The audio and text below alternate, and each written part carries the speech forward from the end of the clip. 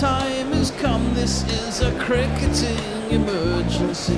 Hear this call to arms for every cricket revolutionary. Take up your bats and stumps for the test match insurgency. At first they tried to silence us, but we would not be silenced. They threatened us with lies, so we threatened them with violence. Che Guevara, Sangakkara, Joseph Stalin, Douglas Jardine, Robespierre, Darrell Hare, Vladimir Lenin, O'Brien Kevin, guerrilla cricket.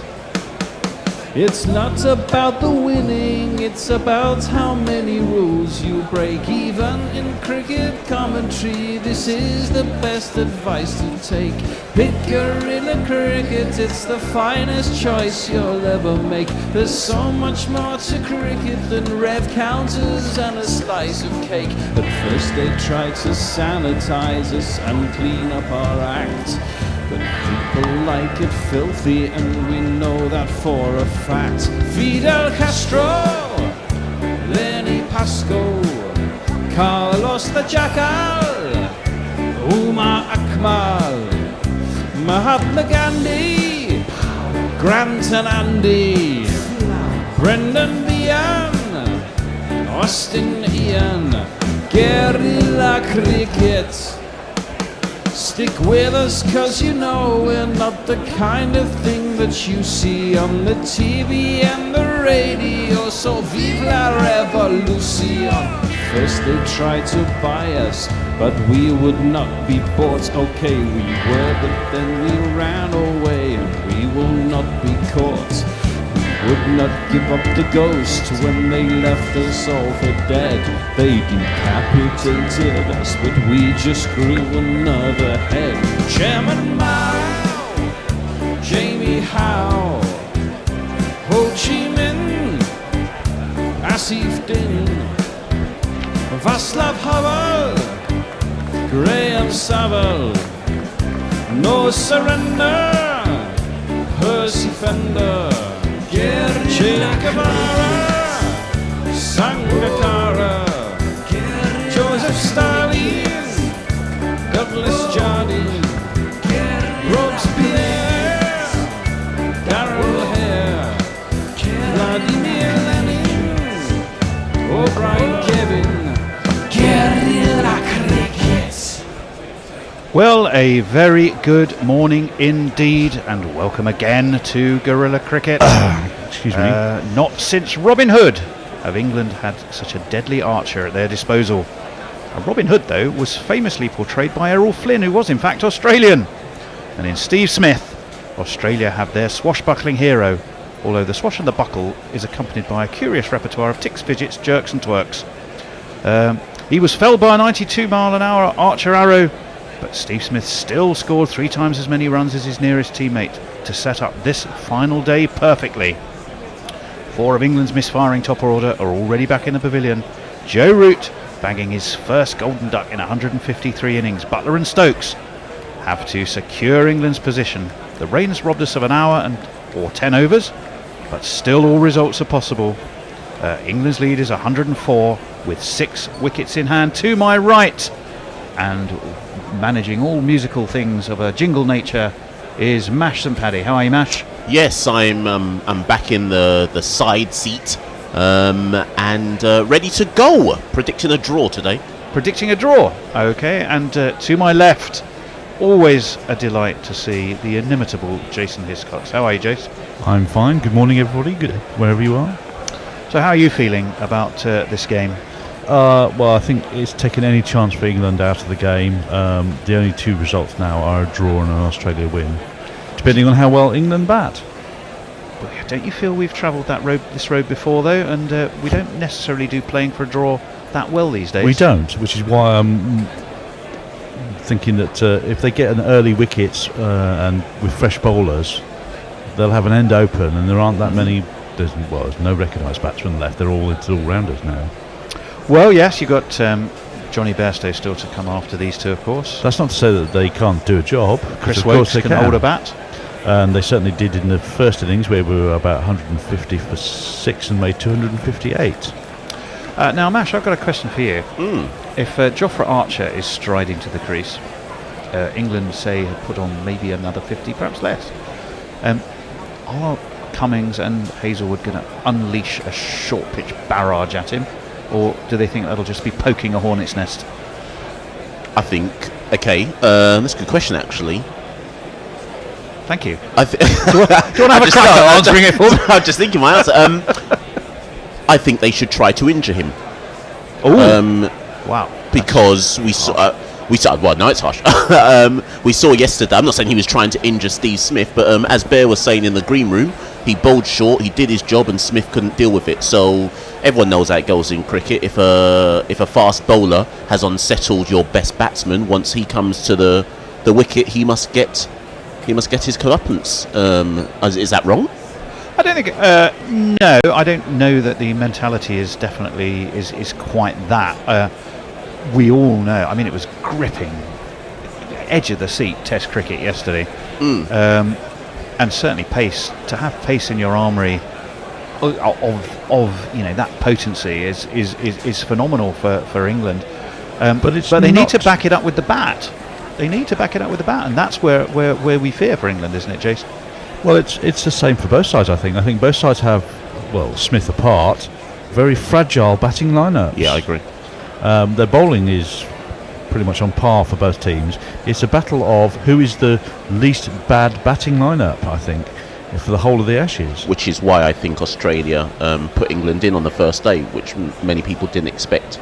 Everyone thought that whoever won toss would bat, but I think both sides have quickly realised batting is both sides' weakest suit. Yep. Get on top with the ball, you were thinking. Certainly, will we recall, Tim Payne won the toss, elected to bat, to bowl, to put England in, didn't he? And Joe Root said, well, actually, I would have done the same thing had I won the toss. We all thought the opposite. Well, you do the two things. You do what your opposition don't want to do, and you do also do what suits you best. And in this case, the two things coincide. Yes. Yes. Now, what will be interesting to know is how bookmakers, and particularly Betway, are seeing the odds. Bear, you couldn't give us the odds and bring those in for us, could you, on win, lose and draw as they stand at the moment? Just out of interest, before Bear comes to give us the best odds for you to jump on before play starts, Jason said that he doesn't see an England victory at all. How do England go about winning this, if they were to? Well, I mean, in theory we've lost an hour and 10 minutes. In reality, there'll be an extra half hour if the weather holds, and it, by all accounts, it should. I think we should have seen the last of the rain for the day. I think they've just got to score runs fast. However, I think the rest of the state of the game doesn't necessarily... I think these two have to bed in, so they're between a rock and a hard place. If you were interested in placing a bet, we can tell you that an England win is at home, draw and away. A home win is 12-1. Wow. So rather agreeing with Jason, that's long odds. The draw is 30 to 100 on, and the Australia win is 100 to 30. If you fancy having a go on those, might as well put money each way. Then you can go to betway.com/GC Radio, betway.com/GC Radio, and go to #BetYourWay, and you will have the opportunity to do just that. Well, now we're the players, the umpires, Chris Gaffney and Alim Dar, are making their way to the crease. They are checking the bails are on firmly. Thank goodness we haven't seen any of those strange bails not coming off routines, which is good. Joss Buttler and Ben Stokes are now striding out. Butler going through a repertoire of arm twirls and forward defensive motions. Ben Stokes just ahead of him, fixing his gloves. Lords now looks an absolute picture. The sky is blue. It's pretty much, we're going to see sunny intervals for most of the day, and the emphasis more on sun than on interval, which is encouraging, certainly for those who are attending. Shall I go through some very quick tweets? And I was about to say we absolutely should do that, and then we'll jingle up batters and bowlers. Jay Grover says, afternoon all, just about recovered from jolly good half man half biscuit gig. I had to explain to my friend who Headley Verity was. and felt very wise. Indeed. Ravinez says hi to Mash on Jingles and hi to me. Sorry for the pun. Oh, yes, thank you very much, Ravi. Hi, Ravi, sorry. And Linux Leah says, morning gorillas. Good morning. Errol Flynn Robin Hood is the best Robin Hood. When I was a kid without cable TV, it was either swashbuckling or classic westerns on Sunday afternoons. The memories. Indeed. And Dave Wood says, I think all test teams should pick shit batsmen. Makes it far more exciting. Well, it does. There's definitely nothing shit about the bowling, and it's Pat Cummins who's going to open up the attack this morning. And he has 2 for 16 so far. Ben Stokes is on 16. Placed 41 balls, hit 2 4s to make that. He had a period last night, didn't he, Mash, where he just seemed to edge just about everything, mainly to David Warner not to catch. See how they settle in this first session. But he is in. Cummins is going to be around the wicket to him, and immediately Ben Stokes is looking to cut, and it's through him and to Tim Payne. Let me just there's no run. Jingle up the first Ben? 2 batsmen.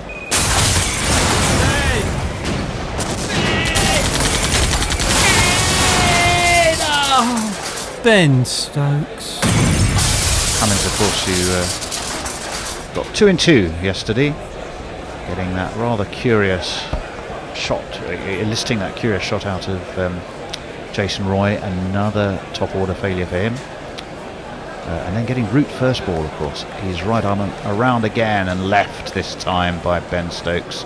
And of course there's no run. And of course, if you didn't know, this is the person bowling for Australia. Paceman Pat, and his baggy green cap. Early in the morning, just before the warm-up, he has to pull out with a dodgy back. Patrick Cummins! We were saying we probably thought we needed to update that jingle, didn't we? I don't know if Mog or Jeff or any of our amazing jinglers are listening. He hasn't had that bad back for a while, I don't think. Left-handed Stokes is tapping his mark. Cummins is in. It comes back into him, but and goes through at well over shoulder height, actually, to Tim Payne. We certainly saw a fair amount of variable bounce yesterday, didn't we, Jason? Yes, we did. Mainly low rather than high, to be fair. A lot of balls were just grubbing and crouching along. Certainly the older ball was. Although that delivery that got rid of Rory Burns was an absolute That snorter. exploded off a length. I'm not sure how, if once you've committed to playing, you play that. And what is absolutely wonderful is we're looking at a 5th day Checkerboard. packed house at Lord's, which is quite magnificent. Cummins is in again around the wicket, and I think Stokes was looking initially, I think, to cut that, and he kind of withdrew the shot and went through the motion of a cut without actually doing it. And Cummins must have been finishing it over there, because I don't think we've seen 6 balls, have we? So he must have been finishing one from last night. That was because he only people bowled 5 there, didn't he? Just 5. Just Not even that, I don't he think. bowled 3 to Stokes, Ah. eliciting no run. He's still then therefore taken 2 for 16 and completed 9. And his partner at the other end is none Prior other than ain't this no man. loss, 'cause we found someone subtler. Okay, he can't spell Joss, but he also can't spell Butler. Joss Butler. Just because he is Joss Butler. 1 S and 2 T's, Joss Butler. And straight away from the nursery end, the goat has been untethered and is being allowed to roam in the general direction of the stumps. And he will be bowling to Joss Butler. Interesting psychological position for Butler, this, isn't it? Needing to bed in. He's clearly a batsman who likes to be on the attack. And this one is turned round the corner. Very nicely indeed. There is no man on the 45. And they will get themselves off the mark for the morning, will England, and Joss Butler will move on to 11.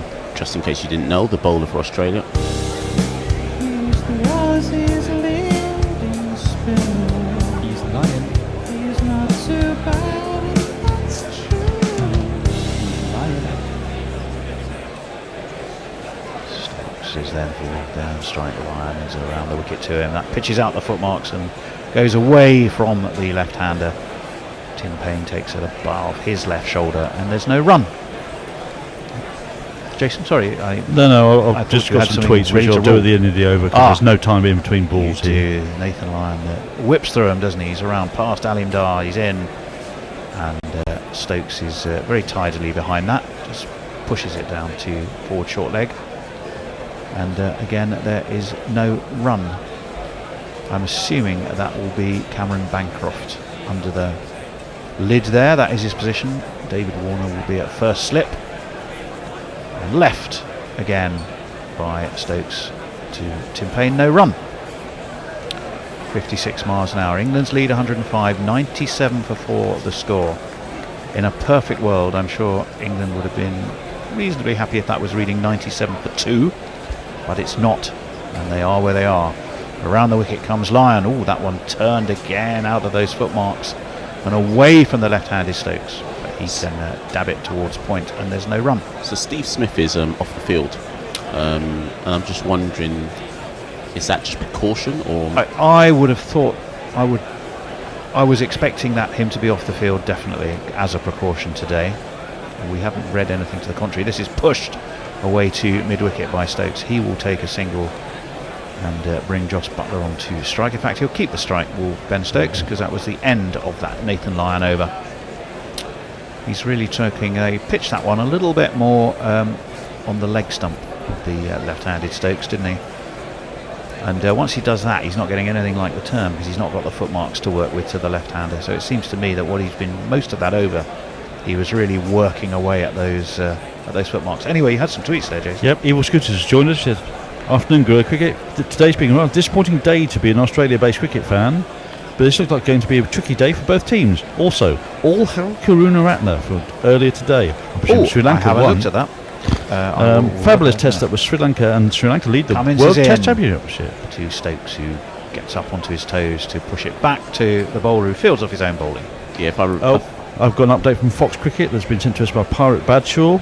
Steve Smith has reportedly been ruled out for the remainder of the test, so he won't bat either. thought so. Oh, well, that adds a slightly different complexion. Does that mean he can get substituted?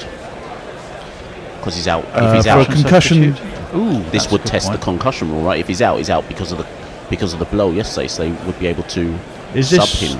That's a very good question, Mash. I've asked you one this morning you had to think about. You've now asked me one that I'm not sure about either, so we will look at that. That's a very good point. Cummins is going to be in around the wicket to the left-handed. Stokes takes the edge between second slip and gully and will go all the way for one of these. Khawaja missed it. 1, 2, 3, 4. Certainly edgy. Let's have a look at the replay. Yeah, takes the edge. And it was Khawaja at gully. He was diving to his right. There's the 2 slips and a gully.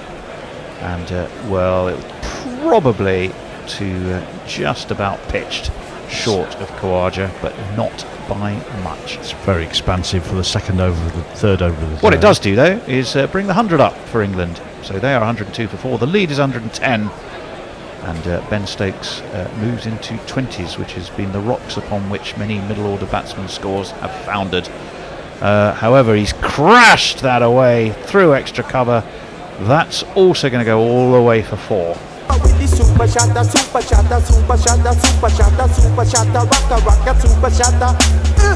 Peter Siddle was the man who jogged off in pursuit, realising he had not a chance of catching that up. It was just offered a little bit of extra. It was short by Cummings, it was sufficient width, and Ben Stokes just magnificently drove it through extra cover. It was quite a magnificent drive. Uppish, but he knew where his field was, and there was only one place that was going. Short, wide, slapped. Short, wide, slapped. Absolutely. I've got a way how England win this, by the way.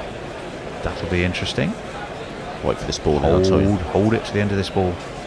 Cummings will be doing everything to ensure that England don't, as that one jags back into Stokes, who, well, a well-judged leave was that, and I think Ben Stokes is probably walking away towards the square leg umpire, thinking to himself, better judge than I'd actually had planned it to be. It went over the top of his off stump, and Cummings knows that was close. How?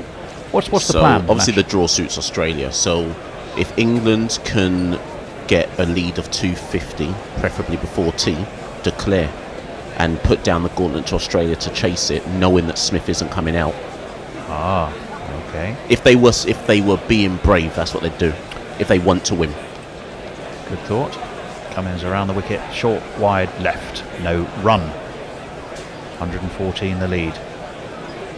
I should mention as well, as our three-man change will take place in about 20 minutes. Steve Jones arrived. His wonderful lady wife Sally Ann had prepared mackerel pate for us, and he came not just with beers, but with some freshly. You don't bake mackerel pate. I don't know how do you just make it. Don't you? Prepared mackerel pate for us all. So thank you, Sally Ann, for that. We will be tucking in. The two slips and gully go down left again by Stokes, who does a little bit of a Steve Smith manoeuvre, turning around and a little bit of a hop as he looks again towards that square leg umpire. And we're watching yet again a replay of that vicious, spiteful delivery that felled Steve Smith. He just got caught in two minds, didn't he? And his instincts took over and he flinched away from the ball when the best thing he could have done was actually to face straight on. Well, that's yeah. Then he'd have got his bat up. Maybe he was actually thinking and prepared to take one rather than get his bat up and get a top edge or a leading edge. Nathan Lyon continues the attack. To Jos Buttler, who pushes this to short mid-wicket. And that's the replacement.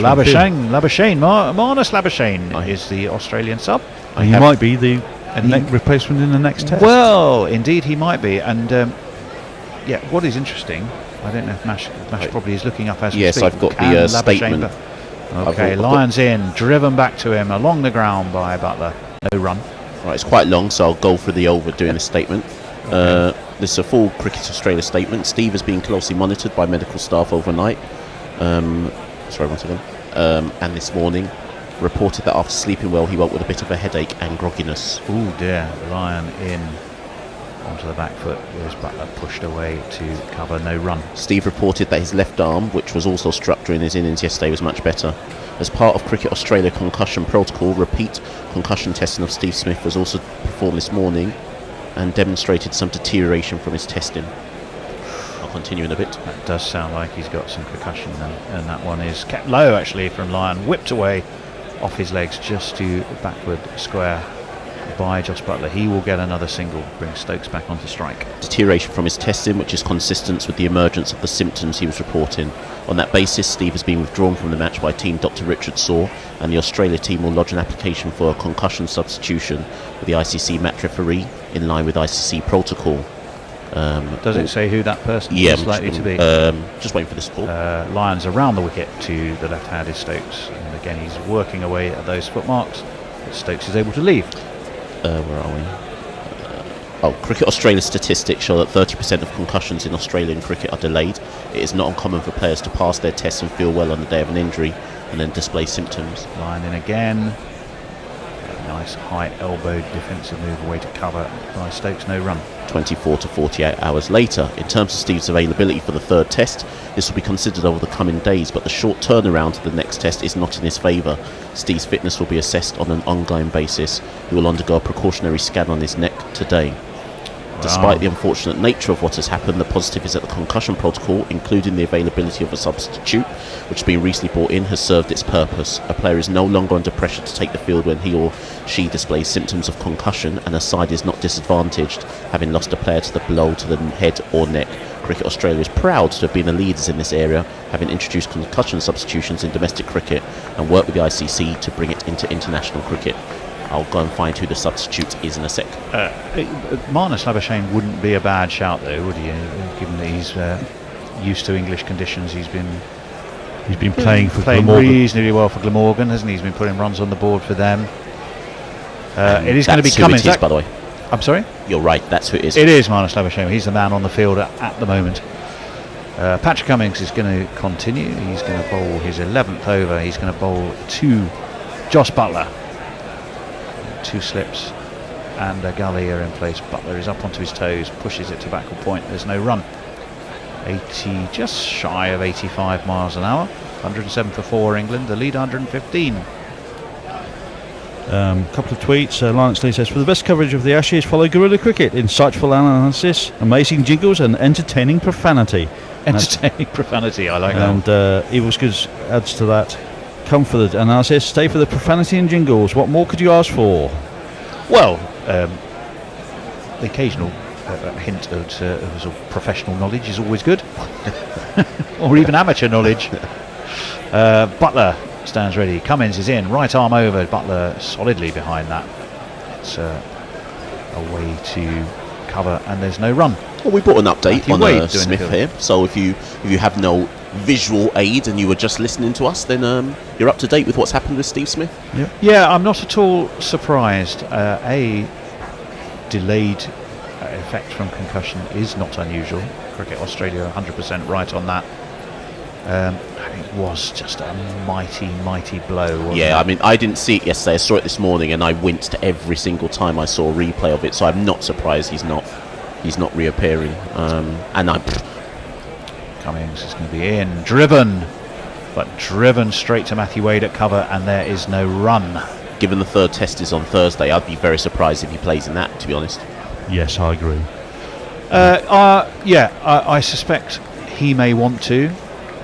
I think, well, Australia, of course, of all countries, had the reason, the very sad reason, to be the leaders in this field. It was driven by awful, dreadful necessity.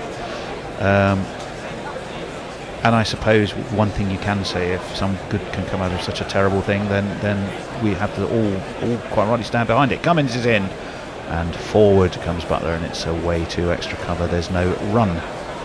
Yes, Durban Oki Piggy is out for the day. Yes, there will be a concussion substitute application. Same for Maverick Land, who asked the question as well. It's the word application is quite interesting as well, because it implies someone has the right to deny it. Yeah.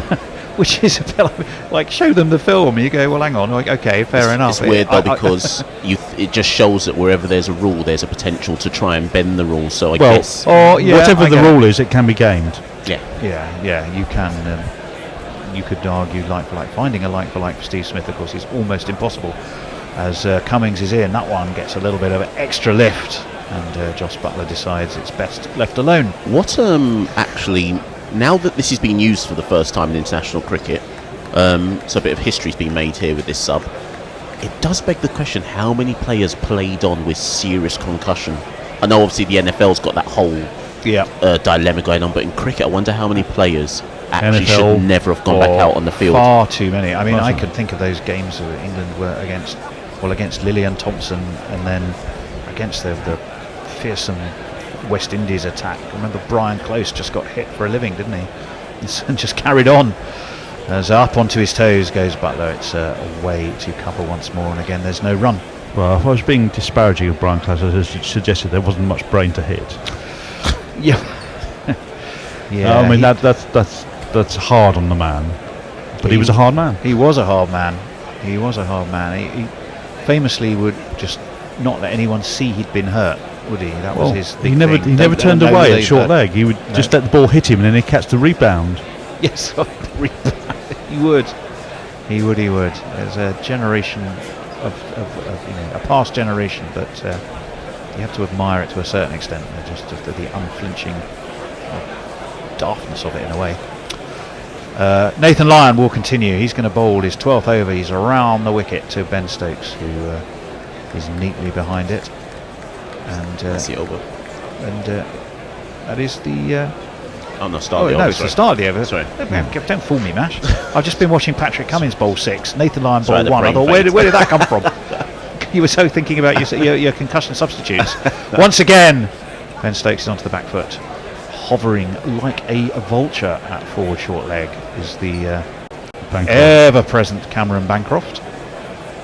I've got it on here from Warwick Pom after this ball to Stokes. Lyon is in, he's past Alim Dar, forward comes Stokes, and straight away to mid-on, no run. We've seen just a couple of aggressive shots, but the indications are that it's about bedding in at the moment, Mash. Yeah, and, certainly at this moment in time, it looks like not they're throwing it away, really. They're batting time and not giving it away. Yeah. In comes Lyon, forwards comes Stokes. They will take a very quick single here. That's going to just go wide of a slightly wide-ish mid-off. It may just go all the way. I think it has. Well, my goodness me, it was is that Josh Hazelwood who went scampering after it. The substitute Labuschagne for company, and it was no more really.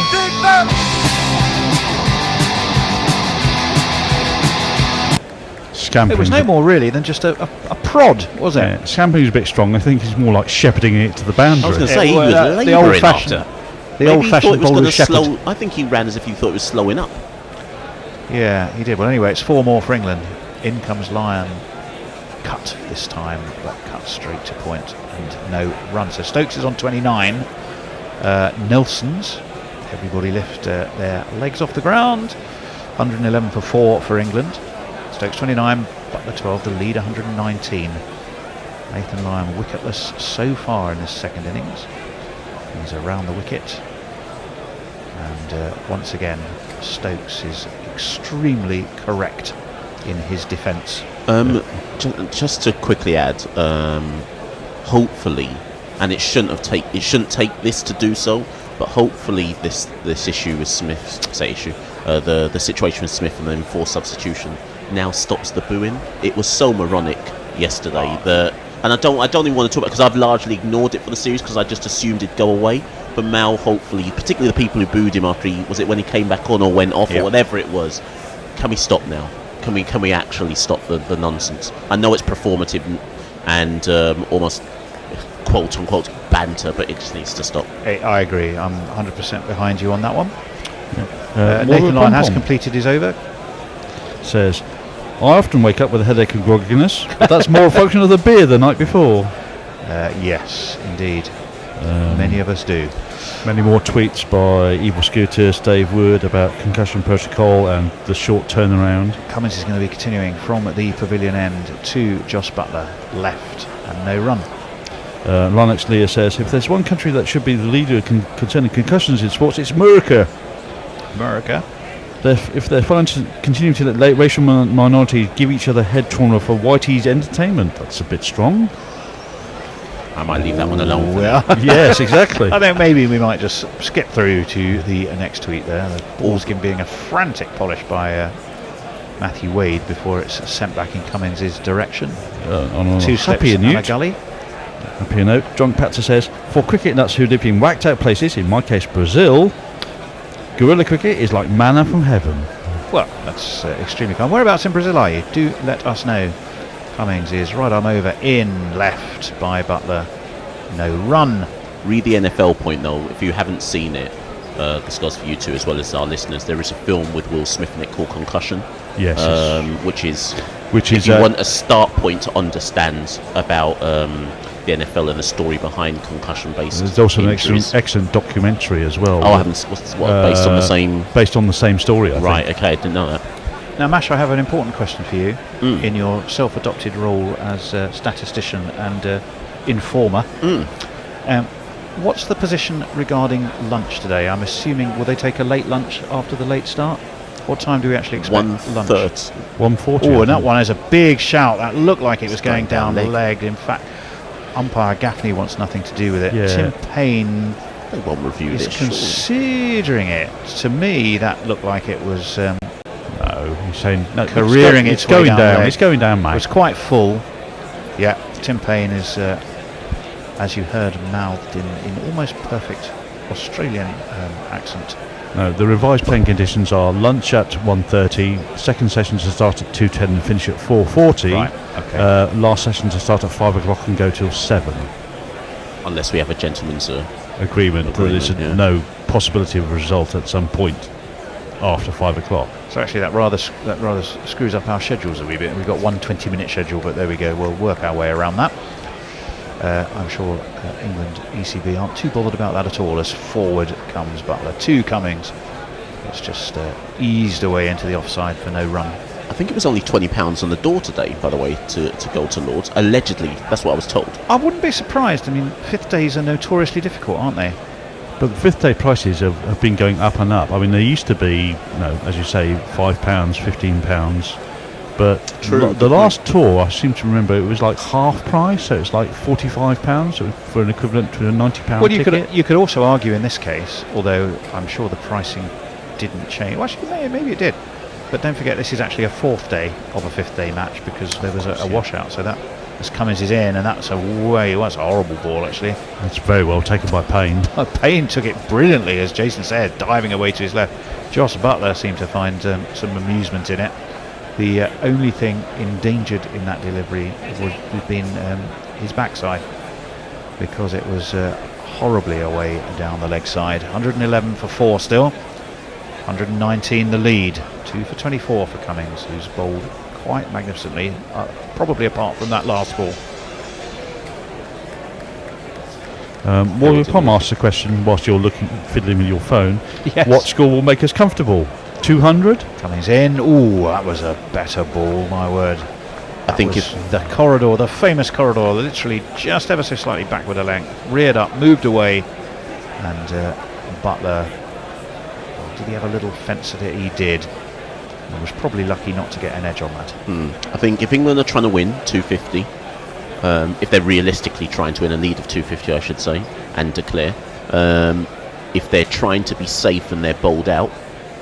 Hold on. Is this a marriage proposal? It's a lady getting a huge bunch of flowers. Looks like the Warner stand that they're in. There's a man in an MCC tie. He's also got some champagne. Maybe it's an anniversary. He's not Doesn't got a look wedding like ring a wedding. on. It's not a wedding proposal. Do you think it's a wedding proposal? Well, he's not got a wedding ring, so it might be an elaborate affair. And neither has she. Well, his wife's watching. Onto the back foot to Lyon goes Stokes. This is crashed away through cover, but there is a man, Usman Khawaja, on the cover boundary, and they will just take a single. So Stokes moves on to 30. England move off that 111 mark. And Nathan Lyon has none for 42 as he's whirling the ball around in his hand, whilst Joss Butler whirls his bat around in his hand. There's something of a crouch at the crease, doesn't he? That one kept low and was flicked on the bounce to Cameron Bancroft at forward short leg, no run. Can't remember who tweeted in earlier on, but just to clarify, so Sri Lanka chased down 268, I think it was, this morning to win the first test against New Zealand, and have gone to the top of the test championship as a result. In comes Lyon, onto the back foot goes Butler. Once again it's to Bancroft, and once again there's no run. Sorry, I missed that. I was concentrating on the ball being delivered. Sri Lanka was set to 68 to win, Yeah. and they chased it down with 6 wickets remaining on the last day. Wow. So as Lyon is in, gave that some air, a lot more air in fact, as he tossed that one up, and it was flicked quite wristily, but not particularly convincingly. I'm not sure. Away to I think mid-on. that was an inside edge from the spin. Yes. Oh, it was. Well, he also turned the bat on it a little bit. But yes, you're right, Jason. So currently the World Test Championships are topped by Sri Lanka, aren't they? Yeah, with 60 points. Well, there we go. As onto the back foot goes Butler, pushed away to mid-wicket, no run. But is that by dint of the only team to have finished a series? Well, that's the finish a test match. They're in a 2-match test series, 60 points for a win. So in yeah, that so test, they have in fact finished the series, hence gathered all the points. That one forward again. No, comes Butler. they're per test. Yeah, that's 6 points for that test win. They've gone on because it's only 2 there's test 100 matches. there's 120 Yeah, in 120 a grab points up for for each grabs, series. Yeah, so the test that they have won Has got carries 60, more points than say Than England Australia's, would have, or Australia would have had the opportunity to get in there. The first test of this series. So Australia on 24 at the moment and second, Yeah. I believe. So presumably Interesting a series question has here. to be defined as being 2 tests or more. 2 or more. Yeah. Got an interesting question here from Sally R56 says, as Smith bowled a couple of overs in the first test, will Labuschagne be allowed down to bowl as a concussion provision? I think the answer is yes. He probably yes. will. Well, as Because I think it's a full replacement. You Yes, could- it is, yeah. Yeah, and he's a reasonably capable bowler, isn't he, as well, Marnus Labuschagne? Yeah, he's not the worst leg spinner. Isn't it, leggy? Yep. Ross McD asks us, greetings from Korea. Aggressive declaration, please. Route 10 overs before tea if we're still batting. Well, that's. I think the answer to that one is let's get there and to see if the decision's there to be made. We're going to see a change of bowling. It is Josh Hazelwood.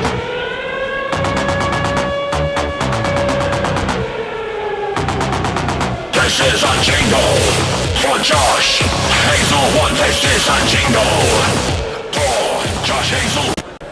He's bowling from the pavilion end, and that one takes the pad of Stokes. There's a huge appeal. He walked down the wicket a lot there. He I did. think that's just outside leg stump, I've or, got or just going over the top. I'm with you. I think it may have pitched outside leg, but not pitched outside leg. But I we're wouldn't going down review leg. this, put it that way.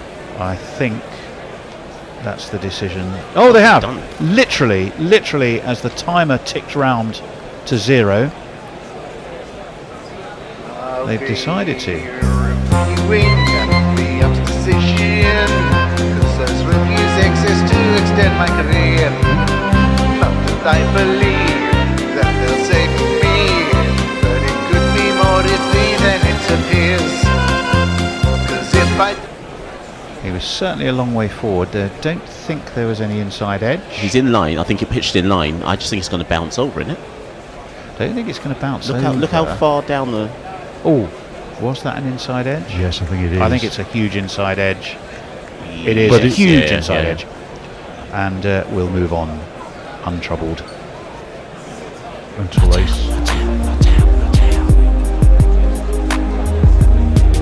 Which is interesting because it was one of those that, because his front leg was so far forward and the bat so close to it, I didn't spot that first off. I No, don't I know if didn't. you did, Nash. No, I didn't know. I don't think any of us did. We were all looking at the line of the ball and where it might potentially hit the stumps. We weren't so much thinking about the inside edge. But there might be an issue about what it hits first, because they're continuing to look at it. And indeed, umpire Gaffney says, nothing to see, let's move on. We, of 112 course, for called 4. that before them, but that's because our eye is in. Yep. Message to our esteemed colleagues in the green room. 12:40 will be the time at which we can effect a 3-man change. As, Cummings is in, and that's slanted across the left-handed Stokes, who has no need to play, and there's no run. I didn't. It did pitch outside leg. Not by much, but by enough. So not a lot right with that, to be honest. It pitched outside leg, and there was a massive inside edge. Yeah, wrong on all counts. Yeah.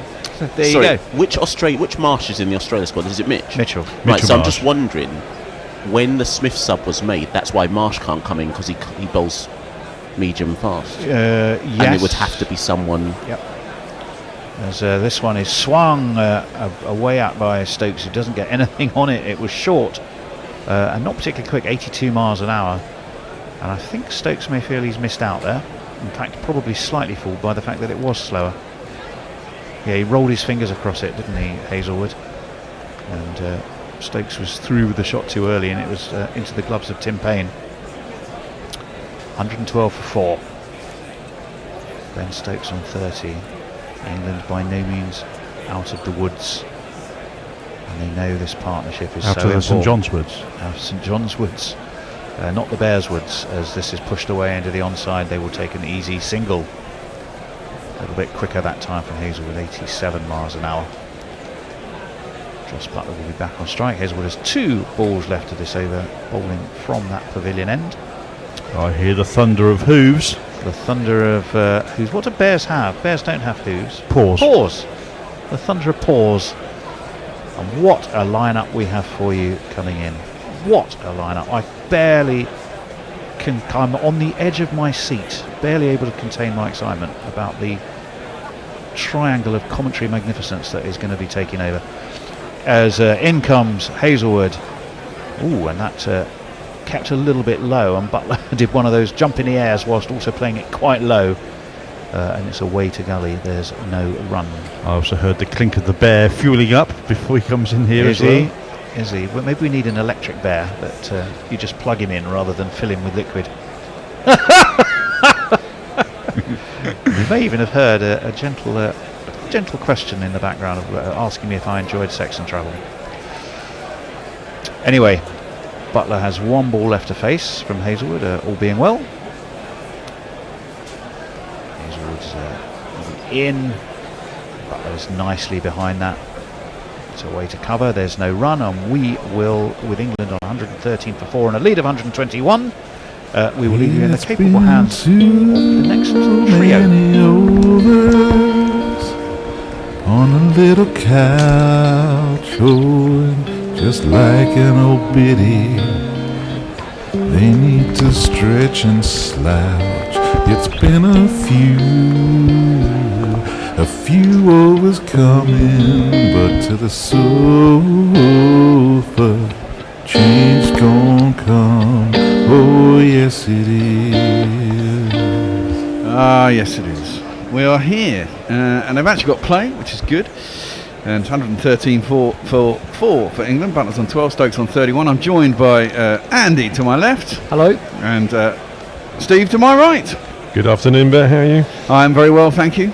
I want some clarification for people on the Twitter sphere, as none of us have actually looked it up. We've had lots of you telling us already. Lyon is around the wicket to Stokes, and he just defends it. Drops it down to Bancroft, who's at short leg and has no run.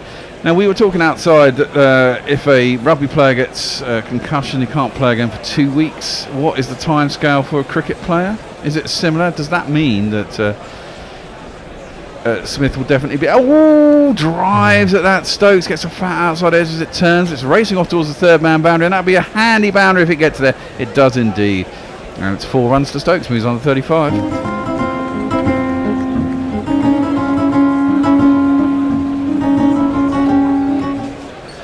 Because presumably, if Australia have admitted its concussion, they want a replacement. Then, if it is a week at least, even if it's 4 days, he's out of the next test. But that's a fixed rule in rugby. Well, exactly. Well, I don't believe there is such a rule in cricket. They're still trying to get to grips with this in cricket, and they're still working it out. Well, it must be a fixed period, because I had a concussion when I was a kid. Lyon is bowling, and Stokes goes on the back foot and pushes it back to the bowler. There's no run. I had a concussion as a kid, and they basically at the hospital they tell you actually your brain doesn't recover for X amount of time. But doesn't that also depend on how serious it is? No, I think it's just a thing. You're more vulnerable after a state of concussion. That is true. That is the. That's clipped into the leg side to Bancroft is short leg. That's accepted wisdom now, isn't it? Well, exactly. And therefore, there must be a fixed amount of time when they're saying, well, you can't do anything that may cause any. That's the thing. They want you to stop because getting that second blow can be very, very serious. Precisely, and therefore you must not be able to play for X amount of time. If it's 2 weeks in rugby, it doesn't necessarily have to be that length of time in cricket. It's clipped into the leg side and there's no run. But I mean, I was told to take a week off school because I couldn't have any. And you said no, let me go to school. Well, please, mummy, please, mummy. And so,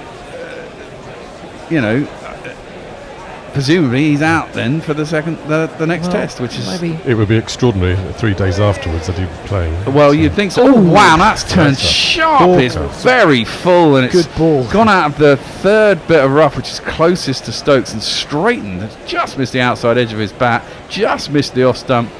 It was spilled by pain anyway, if he got something on it, and went down into the ground behind Warner. That's turned sharp. He's not caught anything. Beaten him by a lot, yeah, it has beaten him by a lot. Cartoon rules are a lot simpler on these things. You get one bang on the head and you lose your memory, and then you get the second bang, makes you back to normal. That's so right. You have to have an even number of bangs on the head. Anybody going to bang Bear on the head now? Well, I'm not. In Twitterland, Tim Everingham. Evening Gorillas, I find it slightly ironic that the morning session started at 12:10. If Australia gets a few earlier ones, then this could be an interesting day. Staying up till 4 a.m. may be worth it. I finally saw what you meant. Yes, saw what you did there, yes. Left alone by Butler as Hazelwood starts his 9th over. He's gone for a paltry 16 runs, and there is no run as that one's left. I put money on England at 12-1. I think it's... Had a nibble? I have had a nibble. Well, I think Smith is he's the one thing we haven't been able to get out in Australia's batting. Admittedly, there's going to be very little... England have to get runs, but I think 6 wickets that England have can muster 100 runs, and I think anything over 200, Australia's batting lineup is weak or weaker than ours, and without Smith, I imagine that will send a few little tremors through their batting lineup itself as that's played out into the offside and there is no run. I mean, everyone thinks, oh well, if I get out the Pigster will get the runs. It's okay. There's someone's Well, going to get some runs, and no one else has really got it. I mean, they did in the second innings. We bowled poorly in the second innings at Edgbaston, but we were down 2 bowlers essentially. In Joe Root's shoes, you have to be a very brave captain to try to manufacture that, because all the same people who want Test cricket to be more popular are the same people who, if you try to win a game and lose it, will be on your neck. Yes. Demanding your head. So, well, they will. That's nicely clipped by Butler. Can't beat the man who's at wide mid on. He chases that round. Is that head or is that? No, it's Bancroft. And there is a single to Butler, gets himself onto 13. 118. What did I go over? 118 and a half, wasn't it? One more run. Yeah, I was sceptical of that bet, but one more run. But you haven't won it yet. No, I haven't won it there. I got yesterday. I had under 102 and a half, and overnight they were 80. And then I thought I'd lost it, and then Wade got out on 102. Most enjoyable. They're the best ones. They are the best ones. I also had I put the draw on Tottenham City. Well done. And then, was there a VAR goal? There was a VAR goal in the 92nd minute. Yeah. Left pulls his bat inside. The Stokes go through the keeper, and there's no run. GPL is open actually, yes, and I have extended it till 1:30. So the GPL will be open till 1:30. That's what I didn't mean to tell you when I came on air, but I forgot. Tricky one to gauge today. You know, you might get an early finish with hands being shaken. You know, it's not really clear. England haven't made their strategy clear at the moment. I mean, they might clarify it later on, but they're neither sticking nor twisting at the moment. I think they're just taking a bit of a watching brief. Yeah, I think so as well. Trying to get Australia out of the game, really, aren't they? Well, I think they're going to try and just mosey through the runs, and if a chance comes to accelerate, I mean, if these two get in, you imagine they'll accelerate at some point. Although they've only got, it's a shortened session, only an hour and 20 minutes in the morning. I know they've been overnight, but you know, Stokes has had 70 balls and Butler 60. When are they going to get in if they're not now? True. Maybe it's not. I mean, Australia do bold, tight lines, and they're not easy to score against. And there is that fear that if they, I mean, this is what I mean. If they can push on to these two to 160, 170, have a bit of a dart, one of them gets out in the next 30, then they're at 200. Then you think they're kind of ahead of the game there at that point, or just about in front.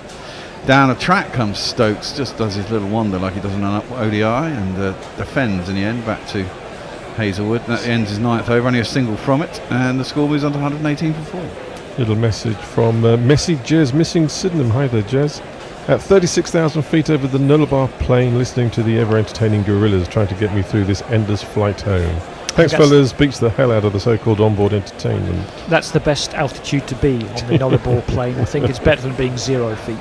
We were going to drive across that in our ill-fated mission to get out to the Ashes. That would have been ill-fated if we had tried to do that. Well, apparently Endo found that there's a golf course that basically spans the Nullarbor Plain. There's a hole at each of the sort of truck stops. That would be kind of cool. But I could cool. How many thousand yards is there? I could just see us cutting the costs in some horrendous kind of camper van breaking down. Well, yeah, there was always that. Well, we were going to film it all, so it would have been entertaining either way. Either dying of dehydration, filming our deaths, or playing weird golf holes. The next ball, Butler faces up to first ball of Lions next over, and just it would have been like reality TV if we'd done that. Well, absolutely, should have done that on that bloody World Cup I did as well. Too much reality. Defended square by Butler out to point, and there is no run. They do 5 days in a bus with certain gorillas. Yeah, it'd be quite mad, wouldn't it? Brave. And I'm sure they'd say the same about us. Well, you could edit it quite well. You could do Big Brother editing to make someone the bad guy. Yeah, totally.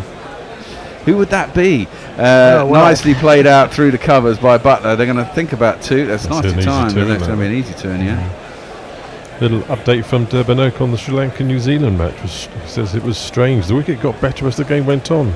Successive innings were higher. Yeah, it was. I saw a bit of it because it was turning square when Sri Lanka were batting first, and backed the unders. Got away with the unders on the innings. Backed the unders on Matthews, but he scored quite a few runs. Lyon is tossing that up. Ooh, and I think Butler's eyes lit up a little bit there. It was tempting. He gets his eye in though. Those could be sailing back over the bowler's head and into the stands, which I'd quite like to see. Obviously, having backed England. twice again, now. we'd quite like to see it, but Butler hits 2 sixes and then gets caught on long on, and again everybody's on his case. Well, this is true. Well, that one is tossed up well outside his eye line. He's tempted once more. Once more gets a little bottom edge that just dribbles to short leg and there's no run. The middle of the bat's there somewhere, Joss. Well, yeah. Well, it's a bit of a... It should be, I think, trying to hoik that a bit further around. Actually, he's trying to drive that through the covers, but it's spinning quite sharply. He's better playing with the spin, trying to hit it straight maybe. That one... oh, shut up, Payne. That one he lets through with a rather extravagant, almost Stevie Smith lead, but his back foot never left the crease as he walked across it. And Payne took the bails and then appealed. Thankfully, no one even gave him the time of day. Oh, nothing worse than one of those keepers who takes the bails off every time he catches it. Yeah. Some news from Warren Davis telling us that apparently the Euro T20 tournament has been postponed. Yes, I saw that. And he's obviously pleased about it. So. Well, I don't see why anyone would be pleased about it. Why? No, I'm just saying what Warren is. He just said glad to see that it's been postponed. Why? Why would you be glad Explain, about that? Warren. Explain, please. No, it's Gladstone, friend of Gorillas. Hi, Gladstone. Yeah, I did read a piece about that, which is actually saying that once you get past IPL and Big Bash, a lot of the other T20 leagues are struggling to make money. Well, they are. Peter Everyone thinks it's the Golden Goose. It's only the Golden Goose in India because they've got 1.4 billion cricket crazy Indians. Yeah. And they can sell it out every time. And even there, I don't think it's that profitable. I mean, I think all the money is soaked up by the owners, not necessarily that it's overly expensive, etc., etc. Hazelwood in, attempted pull by Stokes. Doesn't really get much on it and dribbles down to long leg where it's fielded by Pattinson, I believe, down there. No, not Pattinson. Cummins. Peter Lloyd makes the point. I think given Root's history with aggressive declarations both for Yorkshire and against the Windies, the only way Australia are going to get to bat is by bowling England out. And he's still being reminded about that game against Middlesex, isn't he? Yeah. But that was hardly an aggressive declaration. Didn't they get 400 in the fourth innings? Something like that. I mean, and the Windies as well. I mean, that doesn't happen very often. I mean, we sat here and watched that. Shy Hope had an absolute blinder. But like I say, people are disproportionately critical for me when you try to win and then lose. Absolutely. I would rather try and see a result. And England could do with winning and getting back into they're the series. They're They're one down, exactly. Left alone by Butler through to the keeper, and there's no run. I mean, Australia without Smith will not be looking favourably at their batting. Well, it's more of a question of today's almost certainly going to be a draw. If they can't play Smith in the third test, does that make England favourites, do you think? I thought so. I mean, the England bowlers must have their tails up at the very thought that they'll not have to bowl to him. So. And, someone else have to step up. Langer was giving it all this, there's a lot of talk about Archer. Well, they just put your best batsman in hospital. Hazelwood in. Nice shot. That's a beautiful shot by Butler. There is a man out in the deep. It's Travis Head. They'll come back for a comfortable 2 though. Nicely clipped by Butler. Oh look, I won a bet. I'm going to go over again, mate. These guys are getting it on. Can someone bring my phone? Oh, I've got it. News from Kuala Lumpur. Harry Trapp says, I wish the Thunder would pause. Stuck in the apartment waiting to go and watch the test at a local watering hole. I wish you luck, Harry.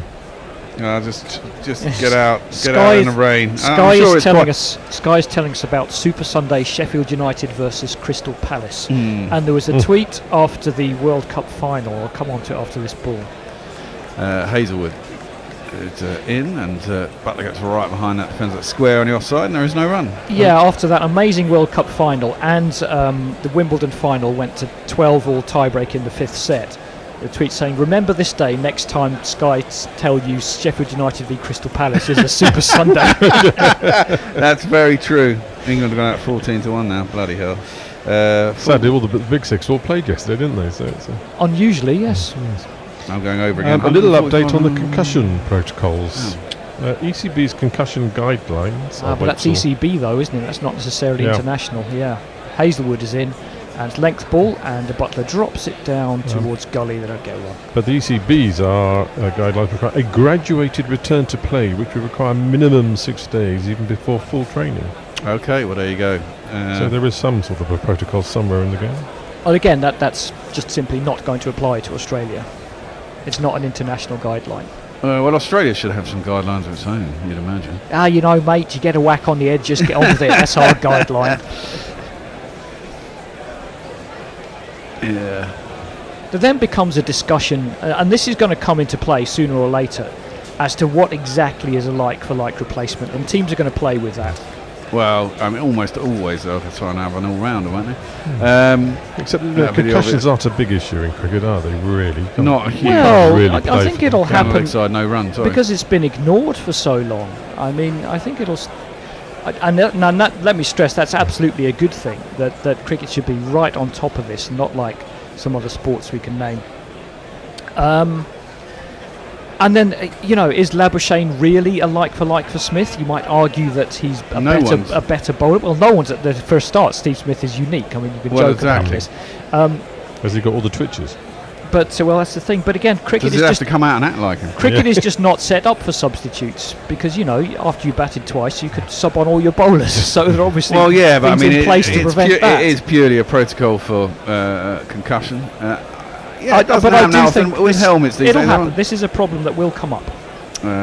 Deep in his crease goes Stokes. Around the wicket comes Lion Bowler, quite flat. Although I suppose the contra forces it out square on the offside, and there'll be a single. Of course, the contra to that is now that they play with helmets, you would really rather expect those to provide the protection. Well, that's what I was going to say. A lot of people get sconned and they're not actually. No, but they concussed. don't. But it's just you can certainly get concussed from a blow on a helmet. Yes, definitely, because it's your brain going back and forward. Yeah, in your true. Skull. I mean, what you tend to find is a lot of it's sort of glancing. I mean, a helmet is round, so unless it actually hits you full on, it's going to glance off somewhere, so that the blow is going to be deflected to a certain degree. Hopefully, go for 4. Yeah, exactly. But at least the discussion's being had now. We're not just ignoring it. Yep. Well, we're not tossed up, nicely driven that time. Finally gets that shot away. Does Butler right on top of the bounce? Drives it beautifully through the covers all the way to the boundary, 4 runs. He'll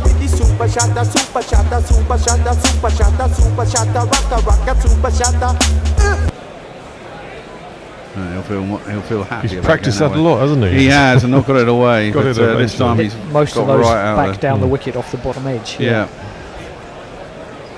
Plays that shot quite well as well. Of course, Grubby will be hoping that Butler's still in after lunch. That one is flatter. I'm hoping he'll still be in. Most fans will, yes. Of course. That is just defended back to the bowler, no run. I mean, I'm sure Grubby would like to see Leach bowl, but maybe not in the second session today. I don't know. It was bowling just before tea. I wouldn't be too unhappy. He might be if it's a bold declaration. Well, exactly. On the back foot, Butler just defends from the crease and squirts out on the offside. Fielded by the slip, no run. Yeah, I cannot see England winning with a declaration. That just seems that they won't give themselves the opportunity. The only way they can is they just get bowled out for the exact right amount. Yeah. It's defended back down the track and there's no run. I don't know. I mean, I think you give yourself. I mean, realistically, if Australia got 250 in 40 overs, you'd have to go well done. Well done, yeah, indeed. Yeah, but would people? No, they wouldn't. People would say, why did you declare it's the Ashes? No, I would probably say we bowled atrociously, because that would be the only way they get 250 in 40 overs.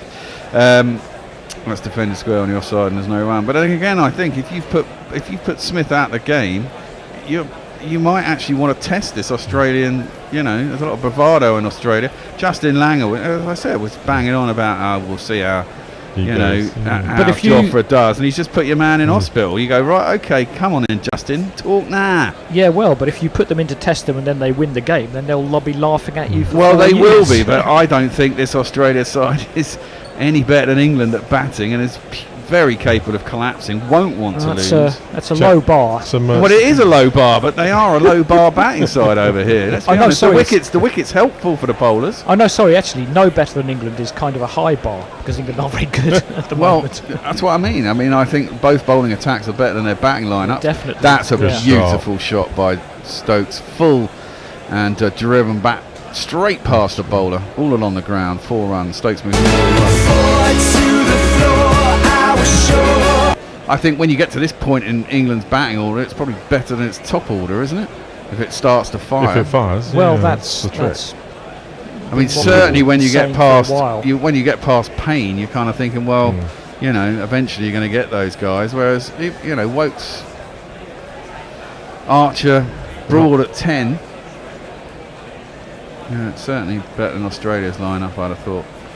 And if they can get through some early wickets, which they, maybe Warner finally have gets an done so innings. far. Yeah, I mean, I don't know, in a Attempted bat cut off by Stokes, between no run. Broad and Archer and Cummins and Hazelwood, I'm not sure about that. Cummins has definitely scored. Cummins is good, runs. but I don't yeah, think Cummins Hazelwood's is good, there, but so- Hazelwood's, A wicket. limited. He might defend, but he's never going to score you any Siddle runs. scored runs in the first test. Very important partnership. Yeah, very important partnership. Doesn't do that very often. A little bit of news from Twitterland. Anna Forsyth saying, getting a bit fed up with all the talk about how brave Smith was. The macho battling through genuine injury bullshit in sport is so damaging. It is, Yeah, yes. it is, it's true. And attempted pull by Stokes, didn't get all of it. Is there anyone out there? Is a man out deep with wickets, Travis Head. And a deep, and only get a single out there, shakes his head, he wanted to clout that over the boundary. Jay Grover recounting a story similar to yours, Bear. I got concussion as a bairn and was told to have a week's bed rest, and my mum told me to stop showing off. Yeah, I can remember mine quite. We were playing Pirates. Do you remember Pirates in the Yes. gym? Had to keep your feet off the ground, and I jumped. Oh, right, yeah. A friend of mine jumped and sort of grabbed onto a couple of bars that were sort of set 3 feet apart, like a monkey. Sort of grabbed on the top and grabbed on the bottom, and it looked really easy. I went to do it, my hands didn't grab on, just fell back, whiplashed my head onto the floor like an idiot. Oh, Sure. skewed dry, but it'll be 4 runs. The score's moving along now, and wasn't a pretty shot, and it didn't go where he wanted it to do, but I don't think it was a catchable either. It went down into the ground and past gully, all the way down to the third man boundary. 4 more runs. I see Jez comment. So much of everything starts to. Sorry, There's not bit of a one delay more on for here. me. I must have 2 or 3. I need 4. Message Jez saying, so much of everything starts to make sense as the Hoff Bear confesses I had concussion when I was a kid. Hi Jez. It was a You're long not, time supposed ago. to, you're not supposed to drink after concussion, but I think you can restart in your life at some point. Oh, bloody hell. Yeah, fortunately I was only about 13 there, so that wasn't... Yeah, so you did. You stayed off the beers for a few for a days. few years, he did, yeah. Hazelwood in, bowls. That one is left alone. It's a decent ball outside the off stump. Good length, rising. Butler just lets it through to the keeper, and there's no run. Do you think now, 25 minutes before lunch, after lunch they'll have to start again? This might be a good time to try and score some runs. Yeah. There's not a lot on the pitch, is there? So, or in the air, so it's a good time to start pushing on. Indeed. Colin Rosenthal, what a fantastic day's cricket yesterday, featuring 2 great traditions as old as the game itself: intimidatory fast bowling and sanctimonious hypocrisy about intimidatory fast Yes. bowling. Yeah. Well said, Colin. Absolutely, I think, I saw bash it. after this ball. Hazelwood in bowls, then Butler gets right behind it, defends it out to the offside, and there's no run. I saw a tweet this morning criticising Archer for not running up to Smith quickly enough. Yes. Just fuck off. Really. Yeah, no, that's his job. Nothing wrong with it if Archer turns his back and goes back to his mark, if that's No. what he wants to do. Exactly. Willis was saying exactly the same thing. Ralph the Wonder Llama says, afternoon Grillers, afternoon everyone, plenty of time left for hashtag England to secure hashtag doom. We're not talking that way, Ralph. Jeff Perkins says, given how often the Bear has come close to dying of thirst during a commentary stint, probably best he didn't try taking on the Nullarbor. So we'll have plenty of water on board. When that runs out, that's when the reality TV doc will get quite interesting. A bit like the In-Betweeners when they're stuck in the desert and think they're about to die. I didn't see that one. Or that film Alive, the film where they actually did end up eating each other. Yes, I saw that at the cinema. That's defended out into the leg side. Stokes inside half of the bat to mid-wicket, no run. Now, which gorilla would you eat? Some of them are roast up quite nice over a spit, Alive or dead. Yeah. With an apple in their mouth. Floated up by Lyon outside Stokes' off stump, and he defends it back down the track. There's no one.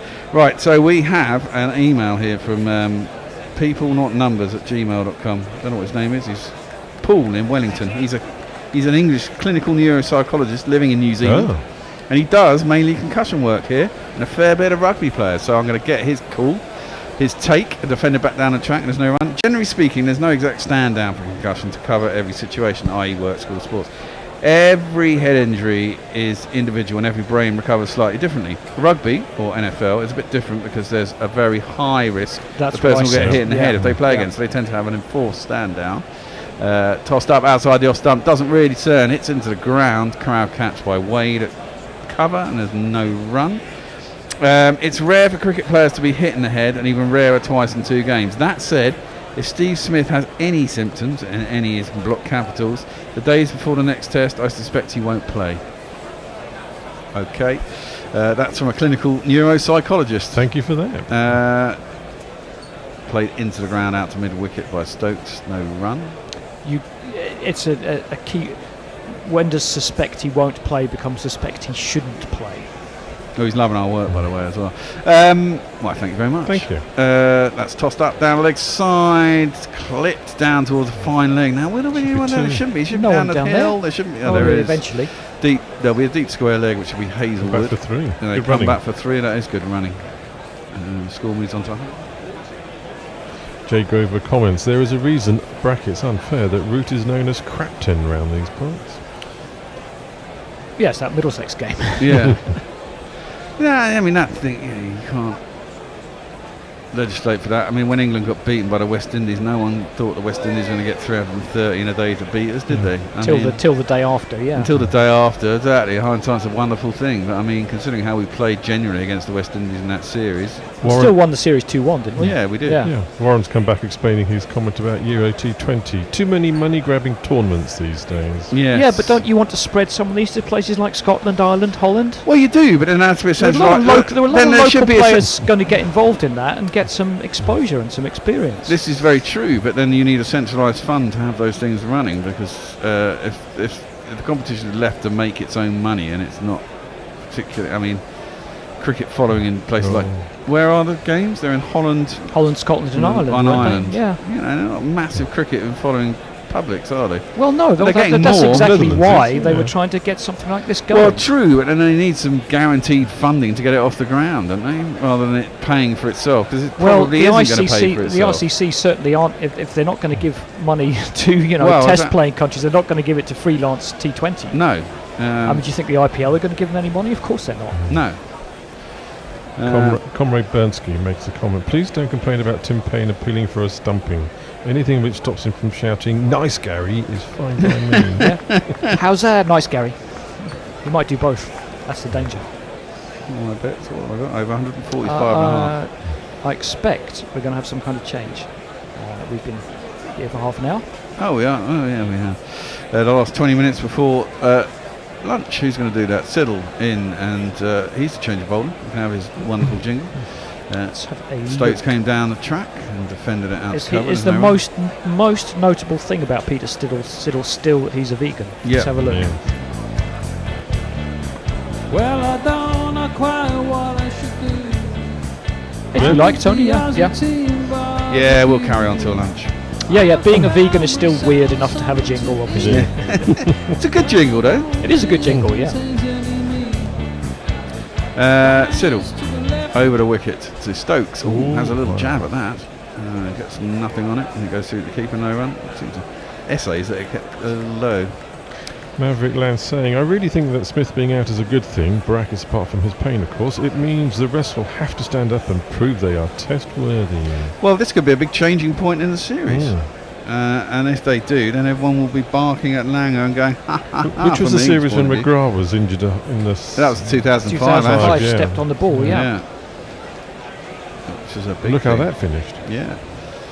It's going to be a cracking series. I mean, two weak batting sides up against two strong bowling lineups, left alone one outside the off stump by. If people are going to if teams are going to get 250 most of the innings and be, like this game, 258 and 250. I mean, in 5 days, this game would have been set up brilliantly. It's just a shame they lost a day. Yeah, 4.5, 4. I don't think we would have been sitting here today if we'd not had to rain. No. I mean, we lost the entire of the first day. We lost 2/3 of it. And we lost 2/3 of Friday as well. I mean, yeah, this could have been over deep into day 4. Down the track comes Stokes and leaves it. Yeah, nothing wrong with that. Nothing wrong with that. Down the track, if it's there for your shot, you play it. If it's not, you bail out. Debano comments, is it me or does batting look a lot easier today? Cue a sudden collapse. Well, maybe, but it always, this is a partnership of 50 odd, and they've batted for an hour this morning without a wicket. The sun's out. They're two very capable batsmen, let's be honest. You know, and that's what it's going to take in this series to win it, is some of the batsmen to actually stand up. And Australia, last test, as that ball, Stokes plays from the crease, just drops it down onto the leg side through where short leg would be, and there's no run. It ends that over by Siddle. I mean, Australian batsmen stood up in the second innings. They looked pretty hopeless in the first. They were 122 for 8. Smith, there's a bane of our lives. We've got 2 ton 40s. Did anybody else get a lot in the second? Yeah, Wade got a ton. Wade got 80. Head got 80, yeah. You know, so they did stand up. A very tiring attack by that stage. It was a very tired attack. We'd lost Jimmy Anderson, of course, very well, that's early. Test cricket, isn't it? You want to put 400 up and get teams tired and get into their 5th Absolutely. and 6th I mean, bowls, I thought in that on that 4th day, England bowled atrociously, to be honest. It wasn't good, was it? It wasn't good. Moeen was getting taken apart. And actually, I think Leach, although he hasn't had much to bowl with, I mean, yesterday he's bowling on essentially a 3rd day wicket. It wasn't doing a lot, for especially for right-handers, because he's not got the rough. Butler goes deep in his crease, plays that into the ground, short leg, and there's no run. But they didn't go after him. You know, he was bowling a line that they had to defend unless they wanted to attack, and then would give an opportunity. Did get a wicket in the end, decent LBW. Defended back down the track by Lyon, and there's no run. Certainly offered the control that Moeen hadn't offered, and I'm a big fan of Moeen, but he's had a poor run. Yeah, he's had a very poor run. I mean, Bairstow, you could have argued. No, but Moeen's bad run has lasted longer. Yeah, it has. Well, generally his bowling's got him out of it, hasn't it? But it hasn't here. Ooh, I don't know if there was an inside edge onto pad. It certainly came off pad and looped just past short leg. It's a leg by. So Adam Dar didn't think there was any bat in it. I think Lyon was going up for LBW, which was a bit hopeful. Well, that was very hopeful. Way down the leg side, that one. Yeah. That's demonstrated by Tim Payne's gloves. Yeah, exactly. If you follow what the wicketkeeper does, there's no way. 3 balls left in the over. So yeah, Leach has offered something. Ooh, we've got lots beauty. of batting. Payne takes the bails as Stokes nearly overbalances. One is pretty full again and turns sharply and beats the outside edge of his bat. That was a legit attempt, wasn't it? I suppose it's a free roll Good to ball. take the bails just in case the batsman lifts his foot. Yeah. That exact microsecond. Well, at that point, Stokes has looked like he's going to overbalance. There's chance that he may well do. But the ones where they just do it, and he's clearly just one, but he's not Dhoni who actually does. There's an appeal for LBW. I thought that was pad first onto bat. They don't want to review it. Dhoni, who for some of my criticism of his showboating, actually does sometimes wait and then whip the bails off at the perfect moment. No, it wasn't bat first. No, definitely bat first. So. Yes, which can be a bit cheeky. That's clipped into the leg side by Stokes out to wide mid on. He has to go around and fix it, and there therefore is a single. But I guess he's off with the army now, doing whatever it is they do.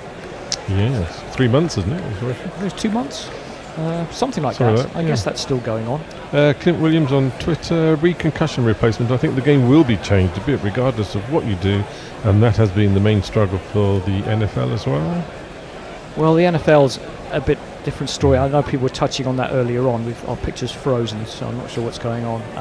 I think that's the replay. But yeah, the way the NFL swept it under the carpet when they'd been told was an absolute disgrace isn't even strong enough a word. But a couple of them have retired, haven't they? Because they're scared of what might happen to them in later life, and that's kind of fair enough. It's not just that. I mean, you've got about 50 or 60 brains pickled in jars that's proved this shit, haven't they? Siddle is into Stokes. He just defends out to cover, and there's no run. It's the damage that's done by people who on people who don't even make it to professional. Kids who played high school football have, there's some 30% chance of some brain damage. You're playing, and that's an awful lot. That's just high school. That's not even college, because you still can't detect this until after death. You know, if someone dies naturally or dies in an accident, then you can look at their brain. And then you can see the damage it's done, but you literally have to slice people's head open to see it. Exactly. I think down the track comes Stokes, tries to smash it through the offside, skews off the outside after the back. Don't know how aerial it went through the offside. Seems to go through a vacant part. No one was ooh and ahhing. Eventually goes down to the backward point boundary. Travis heads out there riding off the cover boundary, fields it. They get back for 2. Doorbell ring. I predict, and well, we might all be underwater before it happens, but in a couple of generations, under-18s will not be playing any kind of contact sports at all. You reckon? Yeah, I think so. It would be quite sad if that's the case. In a way, but just so you can go, oh, kids should be toughened up. How much brain damage is that worth? I don't think there's a lot of brain damage in rugby, for example. Oh, are you sure? I don't know. Clipped into the leg side and out to mid-wicket, and there's no one. I think it's a difficult thing to say that. I think rugby has much more. Well, if you want sports to be sports, you've got to be playing at a decent level before 18. Yeah, but that doesn't.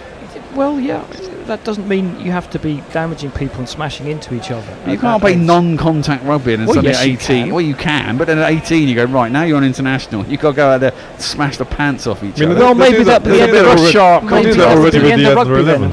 Would that be a bad thing? It's all just touch rugby and just stuff turn it like into that, touch rugby. Certainly at under 11 level. No one will watch it. I mean, part of it is the big men hitting each other, isn't it? Well, again, you're nature. You're getting your entertainment now from people injuring each other. Well, no, there's a certain amount of. It's not just the injury. You said nobody would watch it. Well, nobody would watch it if it wasn't for the physical element. I don't agree. I mean, if people are, if they're running around just pulling flags out of each other's pants, I don't think that's much of a spectacle as a sport, is it? Well, okay. Then you're saying I want people to damage each other for my entertainment. I don't want them to damage each other. You are. No, I'm not. Played into the leg side to mid-wicket was the last ball, no run, settled it up to the crease. Bowled down the track again. So he's looking to get on with it, to be fair. Plays that into the ground. Little change of subject, boys. Roger Melly. I was just getting into that. Yeah, I know you were. That's why I'm changing the subject. I'll use some different words. The thing that upsets me most about social media these days is all the virtue signalling. Who gives a bugger what Archer did after he hit Smith? Yeah. Yeah, absolutely. It's it is. I mean, I like boxing. Well, you're a bad person then. I love a good boxing match. And actually, I remember watching Ben McClellan. Was it McClellan? Eubank. Oh, you talking about? No, I'm talking about McClellan, who ended up having a massive brain injury. Yeah. That's played into the offside by Stokes. Comes down the track again, just skis off the outside after that, into the ground, out to point, gets himself a single. And that fight was honestly one of the best fights I've ever seen. And it was really sad what happened at the end of it, but as a spectacle, as a sport, it was fucking hardcore. Ben got put down in round 1 or something, and then just came back and knocked the guy out in round 11, and it was just full on for the whole fight. Well, people used to enjoy watching Christians get eaten by lions. Yeah. And I have some sympathy for that. Yeah, I mean that's definite death, isn't it? I mean that's a different thing. I don't think I'd be into that necessarily. Depending on the Christian. Yeah, I suppose if it was Trump sent him out into a ring. Trump isn't a Christian. The Spaniards just he's not, but he claims to be. I'd send him out there. The Spaniards turn it around and use a bull instead these days. Yeah. I've been to bullfighting. That was dull. Well, it's just rigged. What's going to be the end here? It's totally rigged. That's defended on the back foot by Stokes back down the track. So we went to Stag Do to Pamplona where the bull runs. We decided to go to the bull ring one night and have about 8. And basically, if the bull ever gets on top, they stab it. My level of sympathy for anyone who gets mauled on one of those bull runs is absolutely very low. Yeah. Outside the off stump, tossed up too wide and cut by Stokes. That'll be his 50. Well done, sir. Well done. He moves on to 146. Won me some cash as well. Good man. See, good these overs are good, man. Okay, bit of this. 50 runs. Your 50 runs. Well done, well done, well done, well done. 50 runs. Your 50 runs. The job is only just begun. England full. I'm going over again. 169.5. Did you just win the last over? Yeah.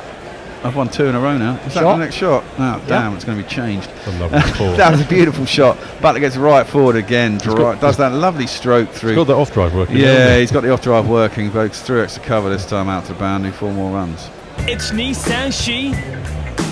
It's Nissan She.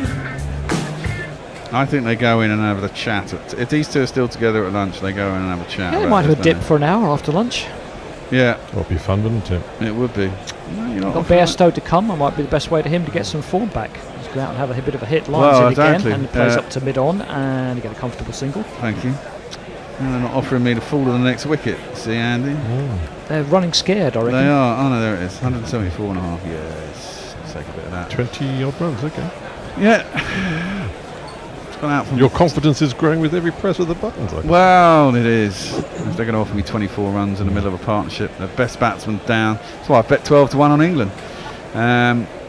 Lyon over the wicket, around the wicket, sorry, to Stokes. Well wide as off stump once more, turns, no need to play on that, he doesn't. It's taken by Payne, there's no run. Probably got about 2 overs left in the day, maybe 3. Session even. Not going to shake hands at lunch about No. And Stokes faces up, Lyon bowls and he defends it off about middle stump.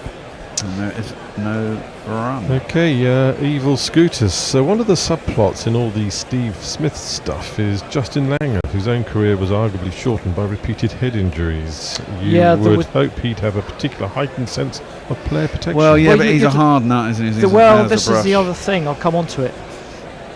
I was beaten. Oh no, sorry, it's still highlights. Langer was famously playing a game in South Africa for Australia where he got a horrendous blow on the head. The doctor and everybody was insisting that he didn't go out, but he was equally insisting that he would go out because they were 8 wickets down trying to win the game, and he was number 11. He'd taken this horrendous sconning, and he wanted to go out. And he's got the whole team holding him back and saying, "No, you can't." But he still wants to be big macho. Yeah. And in the end, he didn't have to. They got over the line. Got over the line, right. Yeah. Siddle is in. Oh dear. Butler gets stepped on it. He went across, I think. I don't know what he was doing there. He went across to do something. Siddle's and ended up trying just something as well. Yeah, I'm not sure what Siddle's doing. I think he's saying he's still on the ball. I want a replacement. We've had an email from a man in China. Malcolm Lanyon says, "Thanks, Gorilla guys. I hope this reaches you from central China, Hubei province. It's got through the Great Wall, or whatever it is, the firewall. The Great Firewall of China. Yes, a city with 4,999,999 citizens who do not understand cricket." He says, "Our broadcast keep him sane." Well, thanks very much. Some people say they have the opposite effect. Well, indeed. Short and wide outside the off stump, but that has nothing to do with it. No run. Faku Life puts up something saying different level, but Wokeson Broad bowled Ireland out for 38 at Lords a couple of weeks ago. No, they did, yeah. True. On the last day. And Roger Melly's back again. How do you know when someone's a vegan? Don't worry, they'll tell you. But if someone was a vegan, they didn't tell you, you wouldn't know. So you can't say that. You'd offer them meat. How about barbecue? Tempt to them. It's full and driven by Butler, but straight to the man at mid-off is quite deep. Very deep. No run. Third man suggesting rugby will be gone in 50 years. I think so, yeah. That's what I was saying. And Dave Wood suggesting, I think non-contact boxing has a future. I'd pay to watch shadow boxing. It's a bit kind of more like fencing, you know. Oh, I think it's going to go the other way. I think we're going to have a real running man and shit like that on telly soon. Possibly, as resources run out. A bit more Hunger Games, maybe. Yeah, that kind of deal.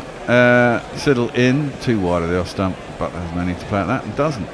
Oh, classic Arnie film, Running Man. Yeah. They had that on Sky Movies recently. I watched it again. It's great. Yeah, it's classic. It is. You're right. Very 80s. You know, the bad guy in that film was an actual game show host more than an actor. He had been a game show host, but he went for this role, and he was great in it. Well, he's not Gillian. That's right. The guy who played him was an actual game show host. Yeah. Siddle is up to the crease now. 5th ball of the over, left alone outside the off stump by Butler. That one kept a little low. I bet you've upset Mezzy Jazz. Have we? Why? Jesus Bear. So any violent sport is fine, and it's just a little sad if someone gets killed in the process. Yeah. No, but I don't think you don't expect people to get killed playing sport. But I think at the highest levels of sport, you want to see top quality competitive. I happen to like boxing. A lot of people like boxing, and unfortunately, a couple of people died recently, but they enjoyed boxing and they wanted to do it. All down the leg side as an appeal, but I think that's gone too far. It's come off the pad and it's played shot, so it's going to be 4-leg byes unless they go up for a DRS. The umpire's waiting. Argument against that is that a lot of people who go into boxing are from poor backgrounds. who see it as one of their only routes to success. And there you're really, get the naughty boys off the street type stuff in the first place. You don't get many public school boxers, do you? No, you don't. You used to in the good old days. Yeah, you probably did. Mattias Queensby rules and all that. Well, I was going to say, as Mattias Williams has mentioned, I recall bare knuckle boxing was meant to be safer because you hit harder with gloves and the risk of brain damage higher. Racing in cars. Don't expect people to die these days, but they do. That might much less frequently. That might become again in 50 years. This is all moot because we'll be 20 feet underwater. But in 50 years, racing might be done. It'll be powerboat racing then, won't it? That one's a grubber by round the wicket from line. Probably be power submarine racing. Submarine racing. But no, no run. I saw a thing about this the other day, and about how racing cars would be basically driven remotely, almost as if they're playing a game. But the feedback would come, from the cars and so on and so on. So the car could smash, but the guy would be in his, little bubble somewhere. But that's like having a fucking remote control car race, What? It's called Scale Electric. That's like Robot Wars. You won't watch it unless someone's going to die. No, shut up. No, the whole point is people, people play sport because they enjoy doing it. Besides an adrenaline rush, that's squared up. Stokes as he defends, but it squirts through the slip cordon where David Warner's fielding. They get a single. Last ball was just played to short leg. No, not at all. But I mean, no doubt. Actually, having said that, these sports may well go on. It's just that they won't get much funding because the money comes from the TV and people watching it. Oh, I think betting companies will back them. Yeah, BT's might back a grand remote control big car race, but if you're going to do that, why would you have big cars? You'd have small cars on a small track. That beats the outsiders. That one slides on. Round the wicket is Lyon to Butler. They all look the same size on TV. Trying to change the angle. Well, exactly. Maybe they are now. It's a conspiracy theory. There's no one in them. That was a cracking ball there, actually, wasn't it? It was. It didn't grip. And went straight on. Lyon around the wickets. Ooh, that's chipped aerially back past Lyon. I think he stopped in his shot. He didn't drop him. It's just too wide of him. But it was a full stroke by Butler. Just sort of chipped it back past Lyon. Didn't go through with a shot. It seemed to be winding up and kind of stopped himself. It was nowhere near Lyon in the end, but it was a catchable height if it had gone straighter. Good leap by Lyon. It was a bit of a one for the cameras. Yeah, it was, wasn't it? Last ball. Last ball. This will be the last ball for lunch, I think. Do you want to get iTunes up? That's straight on at Stokes, who defends it back down the track. The answer to that is usually no, but if you insist. Where is it? Oh, it'll be on a desktop. Okay. And that is Stumps on day 5. This session, 21.4 overs. 61 runs, over 816, run rate 2.82. They'd like to get out of that near 4. Themselves an hour and a half after lunch, and see where this game goes. I think we call that England session, don't you? Oh, I think we should do, but I think again it's got to be next hour or settle for a draw.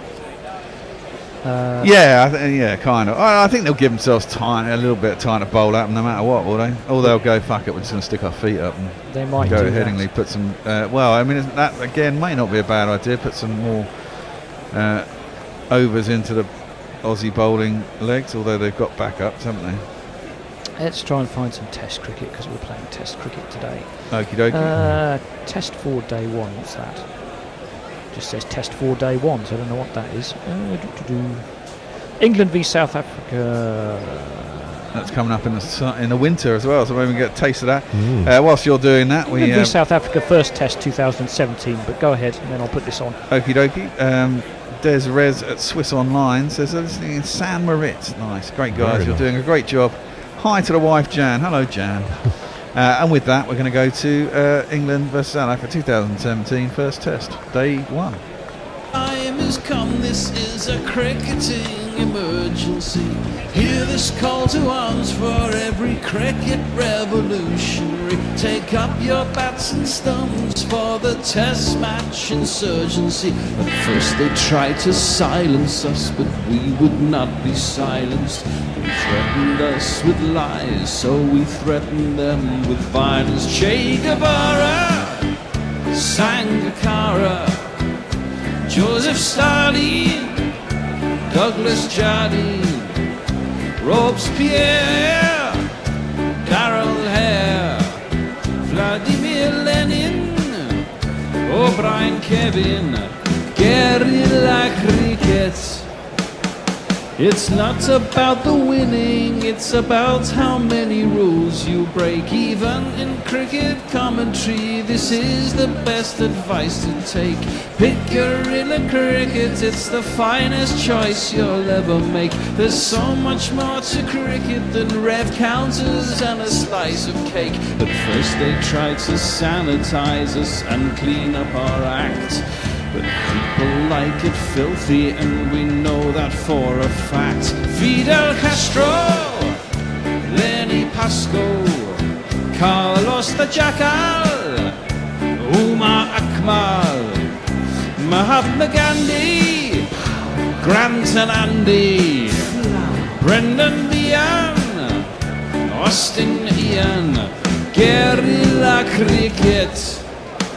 Stick with us, cause you know we're not the kind of thing that you see on the TV and the radio. So vive la revolution. First they tried to buy us, but we would not be bought. Okay, we were, but then we ran away, and we will not be caught. Would not give up the ghost when they left us all for dead.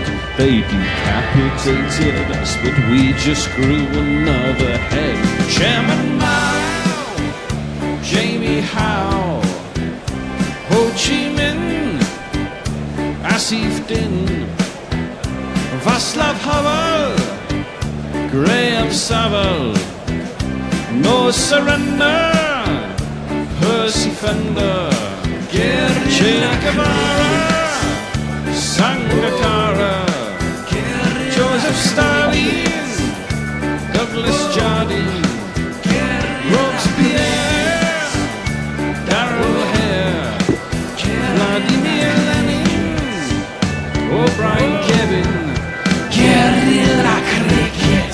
Bavuma was disciplined, de Kock was inspired, Vernon Philander was battered, bruised but unbowed.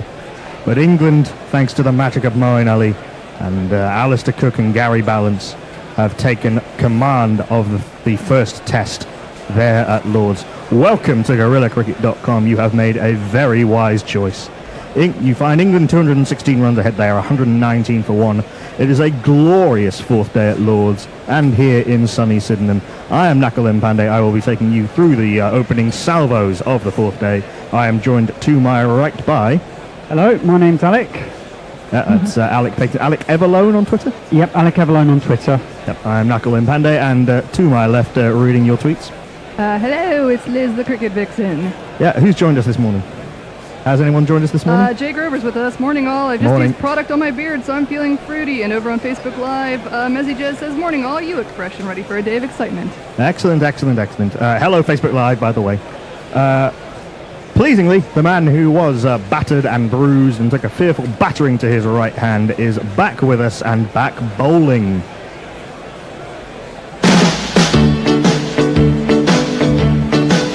Oh well, I'm the type of guy who will never settle down. Where pretty girls are, well you know that I'm around. I kiss a man, I love 'em, 'cause to me they're all the same.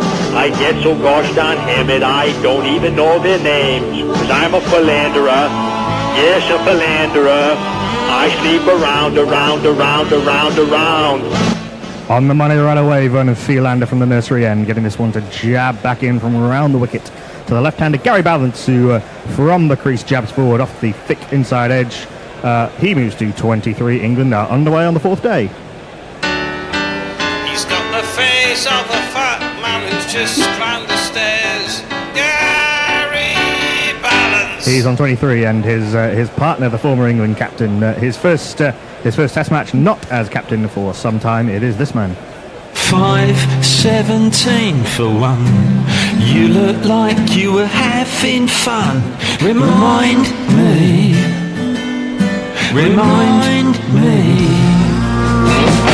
Glittering on, flash the bat. In comes Philander, Cook forward tentatively, pushing to the jet heel Bavuma at point. There is no run. Go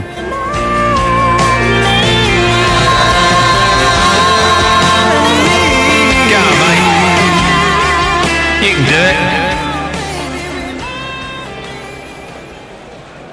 Cook, after his relative failure in the first innings, is looking much like the batsman who's been dominating county cricket this year for Essex. 59 not out off 165. A couple of false alarms, particularly against the excellent Keshav Maharaj yesterday, but he's gritted it out as he often does. This is too wide of off stump, and it really dies through to Quinton de Kock. Early signs of some of the indifferent and variable bounce we were seeing yesterday. This one just scuttles through outside off stump, and there is no run. How do we see this match or this day progressing? I think it's probably going to be dominated by England first with the bat, and then quite possibly with the spin as well. Yeah. I don't see South Africa fighting their way back into this too much. Not even to save the test? I don't know. They're lacking in the batting department a little. In comes Philander, quite wide of the crease, two leg sidey with that angle, and Cook can easily just flick this out to long leg, or deep backward square rather, picks up a single. A lot of the talk has been that England will plod along, look to establish a secure position going into lunch, open up after lunch, and then try and set a pretty sizable lead. I mean, if they go at 3 and over for 2 sessions, they'll get a lead of almost exactly 400. Yeah, and I think this isn't the South Africa of last time where they could have batted for 7.5 months to save a test. This is a South Africa that has Duminy in the role that was once held by Jacques Calais. Too much to ask for them, Duminy really. gets too much shit. I'm going to say it. Anyone's getting shit compared to Jack Callis. Wideish slip, but this is outside off stump and left alone by Gary Ballance.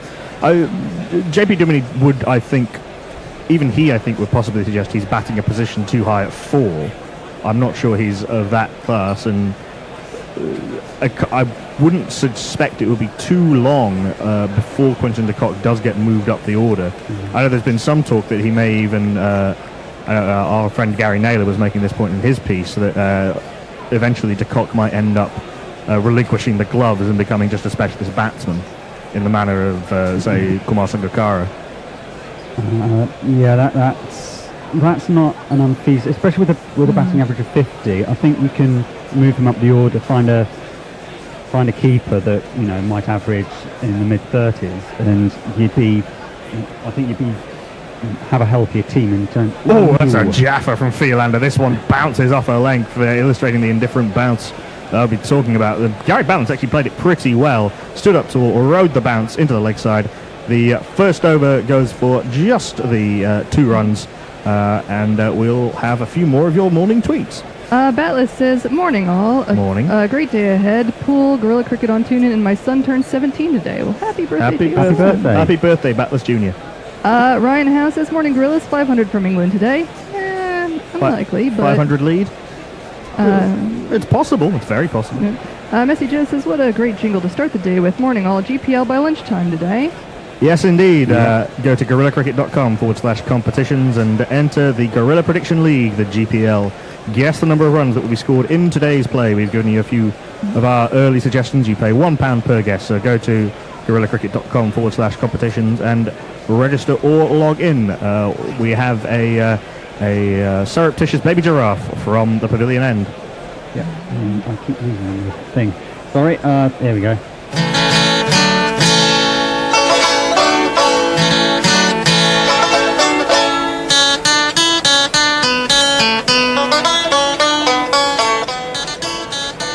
He prances in and does Mornay Morkel foolish on leg stump, and Cook clips to mid-wicket. There is no run. Encouraging signs for South Africa. We see their test captain Faf du Plessis, who's obviously the situation with his wife and new child has settled down enough for him to make it out to Lords, and presumably he will be playing in the second test. So Dean Elgar's stint as test captain will probably only last the one test. This is wider outside off stump and dies through to Quinton de Kock. There is no run. I mean, Elgar showed his inexperience wasting 2 reviews in the first 10 overs. But I was quite impressed with his captaincy in the field yesterday. He kept the attacking fields in, recognising that England weren't going to be looking to be too aggressive, and his bowlers backed him up with some very disciplined, if somewhat unlucky bowling. He's certainly not let the game drift. He's not let England get away either. So they've not been let down by their standing captain. In comes Morkel off his pirouette, right arm over to the left-hander. Alistair Cook bowls outside off stump. Better line, better length, but Cook leaves alone through to Quinton de Kock. There is no run. I've got a message on Facebook here from Michael Wagner. Kia Hello, ora all. Hearing talk that a 5-test tour of New Zealand is being proposed as a backup in case the Ashes can't happen due to the Aussie pay dispute. Would you lot head this way in that case? I think we could be tempted. I think so. It's a rather beautiful country. Yes, it is. DBK and I were talking about that just yesterday, the possibility of a 5-test tour of New Zealand. That would be beautiful. It would. 2 slips and a gully await an errant shot from England's former captain. This is not errant. This is just a full ball on off stump, angling across. Cook blocked back to the bowler. There is no run. Avni Pandey says, keeping me entertained on my journey to invade Nakul Pandey's flat. That's my sister. Message says, in possibly the only Ashes game of the year, England women are 39 for 1 after 8 overs. Okay, yep, that's in the Women's World Cup. The other game taking place today is Sri Lanka West Indies. So somebody's got to win that. First win of the match. You think Sri Lanka have looked quite good in this tournament thus far. I mean, the innings from Chamari Atapattu against Australia was one of the great innings. Morkel into Alistair Cook, firmly defended up to mid-off. There is no run. The West Indies have been a shower, frankly. Yeah, because they were runners-up in the last tournament, weren't there? I mean, I know there's a bit of controversy as to how they got to the final, but they still, I think, outperformed expectations, and especially coming off the back of a World T20 win. I think there was some hope that they'd be able to kick on, and they've kind of gone into reverse. It's just all collapsed. This entire tournament just hasn't got started for them. Their superstars Stefani Taylor and Deandra Dalton, we touched on this yesterday as well, just haven't been able to get going. Last ball of the over is cut by Alistair Cook. That's his first proper cut shot of the innings. He loves that shot, and it is absolutely careened to the cover point boundary. 1, 2,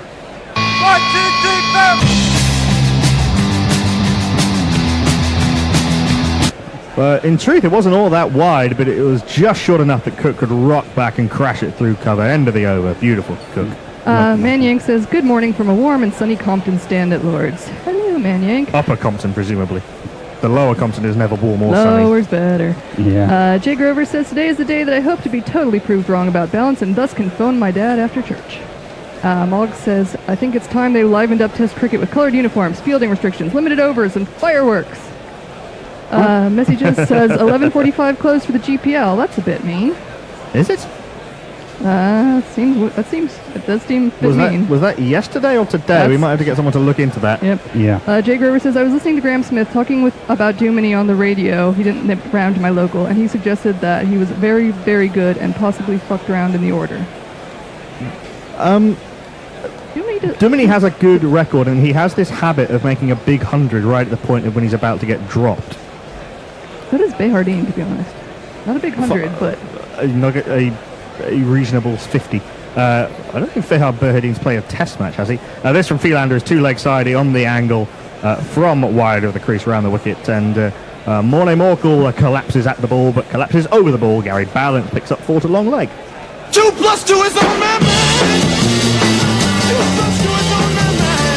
I might just nip into the other room at the end of the over just to confirm what's going on with the GPL. Mike Wood says, drunk as sin on my way home here in Berlin, but I have to take the dog out, so please pray for me. You're drunk at midday on a Sunday. Well done. I know Berlin's a party city, but well done. Is he still drunk from the night before, I'm guessing? Probably. I'm hoping. Man Yank says, met Mornay this morning before play. He's a very nice guy, but definitely a giraffe, and sends a photo. In comes Werner Philander, left alone outside off stump. There is no room. Yeah, you can even when he's leaning on a hoarding, you can see that he's ridiculously tall. As we try and resurrect Liz's mic. I'm back. Yeah, I was gonna say, what's the foot version of dexterity? Gary Balance on 27, not out with that boundary. These two closing in on a 50 partnership if they're not there already.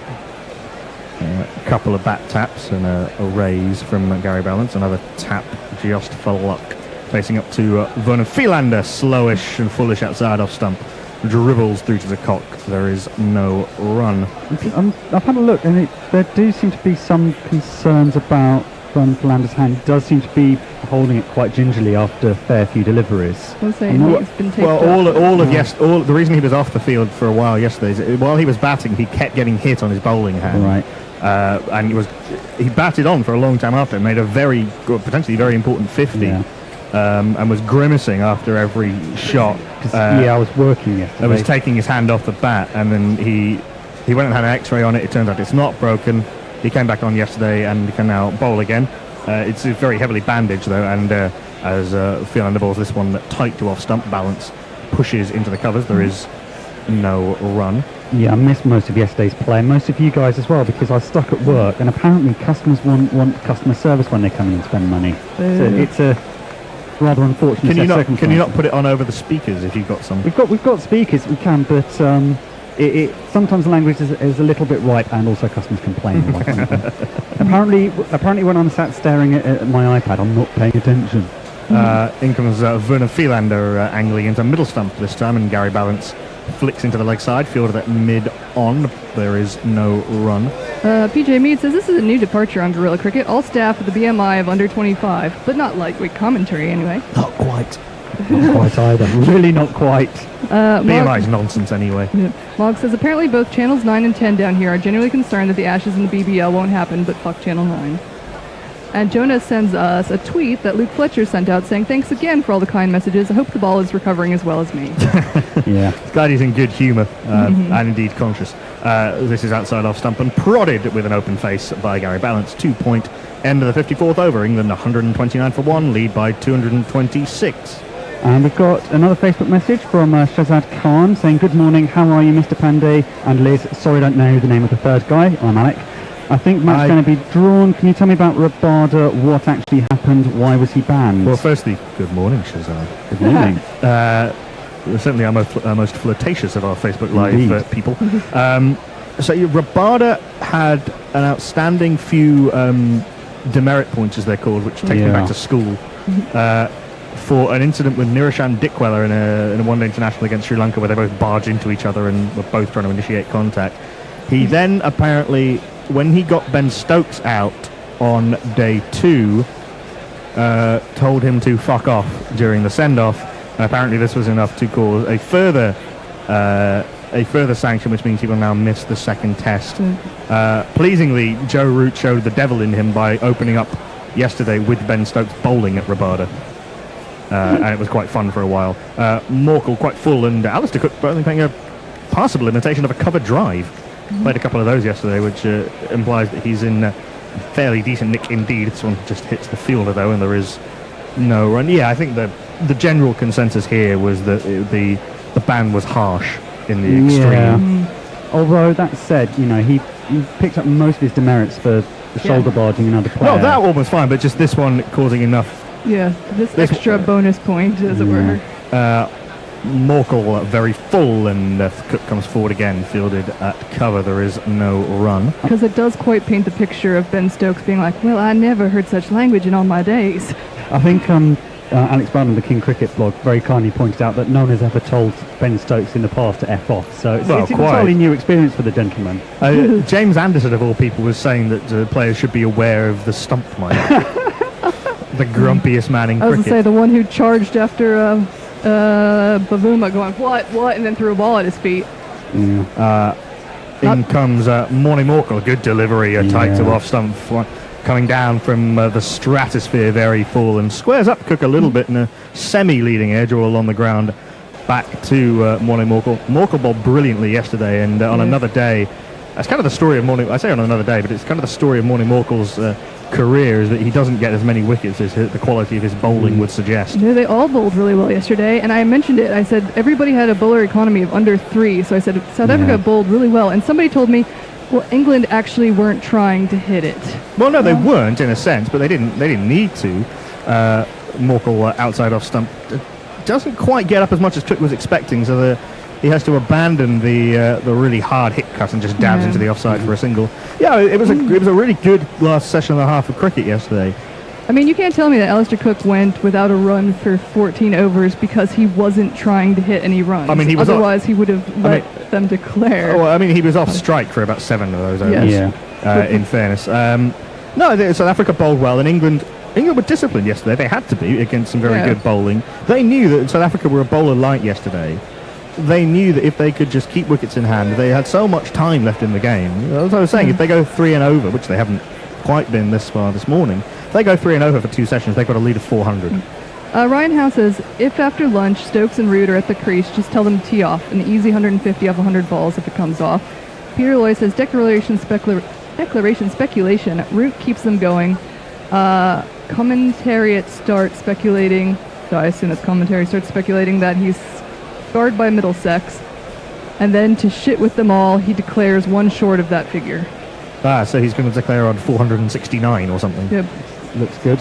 Chris Waller says, severe delays on the Jubilee line causing carnage to Lord's travel, but thanks to Uber, I made it in time for the second over. Yes, the Jubilee line, thoughts with the families of the person under the train. Yeah. That's horrible. Morkel going wide on the crease and outside off stump. Gary Balance is not tempted to cut flat-footedly at that, and it goes through to the keeper. There is no run. Because we're a bit behind, Peter Lloyd says, presumably posterity, and I'm not entirely sure what that's to. It was 4 minutes ago. Jay Grover says, yay Liz, yay Knackle, 2 of my favorites. Also, I've been drunk since 9 a.m. Don't be fucking nesh. Oh, good. Glad to hear it. Got some people joining us. We've got Edward, Richard, Atif is on following us on Facebook. Hi, Irene, Atif. Chris, Lizzie, Tom, Joshua. Hello to all of you. Better delivery from Warner Morkel. Good line, and was actually a good, if flamboyant, lead from Gary Balance, just withdrawing his bat out of the way. End of the 55th over. And Shazad just quickly says thank you for the info. Yeah, no problem at all. It's what we're here for. I can tell you that at Bristol, England's women are 52-42. Sarah Taylor gone for 35. Lauren Winfield gone for 1. So that'll be Tammy Beaumont and Matt Shiver maybe. Siver on Knight. Have a night. Man Yang took a photo of the picture of the Lord's Shop radios and says, pay money at the Lord's Shop to listen to TMS or Sky. Gorilla Cricket is free and Geoblock free. No brainer. Best commentary team. I think we should retweet that. Yep, already have. Mog says, Mr. Shazad really makes me think I need to up my flirting game. So is Fred due in today? Not to our knowledge. Messy Jez retweets Mike Selvey, who says, I know I'm a kiss of death, but dereliction of duty if I don't say the switch over to England and Australia women where Sarah Taylor is producing a masterclass. And Messy Jez says, Selvey managed to tweet this 8 minutes before Sarah Taylor's dismissal. I tell you, he would be perfect for Gorilla Cricket. 8 minutes. Absolutely. 8 minutes is far enough away that it's not a curse. Yeah, she was bowled by the leg spinner Kristen Beams for 35 of 33. Lauren Winfield caught at short mid wicket. I dropped Beams by Bolton of Megan Schutt. Income was Verna Philander. Cook defends into the leg side. There is no run. Tammy Beaumont's 12 not out of 26, and Captain Heather Knight is 1 not out of 7. In the other game, Derby, West Indies going against recent form and being vaguely competent are 44 for 2 off 11. That's not bad at all. Hayley Matthews and Stefani Taylor, out. Both dismissed by Wirrakuddy. Peter Lloyd says that posterity is the foot equivalent of dexterity, as you were asking for. Thank you. Go. Yeah, I had to use I had to do some fancy footwork to replace the sandbag on Liz's mic stand, letting sunlight in upon magic here at Gorilla Towers as Cook defends into the leg side. There is no run. Jay Grover says, I've never met Stokes, but I'm not one to be starstruck. But if I did, I'd reckon I'd yell "fuck off" just as a natural response. I'm sure that'll be happening a lot, particularly if he does make it to Australia. And PJ Mead says, why is Liz balancing textile recycling bags on her shoulders? Well, this one here is a ice pack that they do for the first aid where you pop the bubble and it becomes instantly frozen.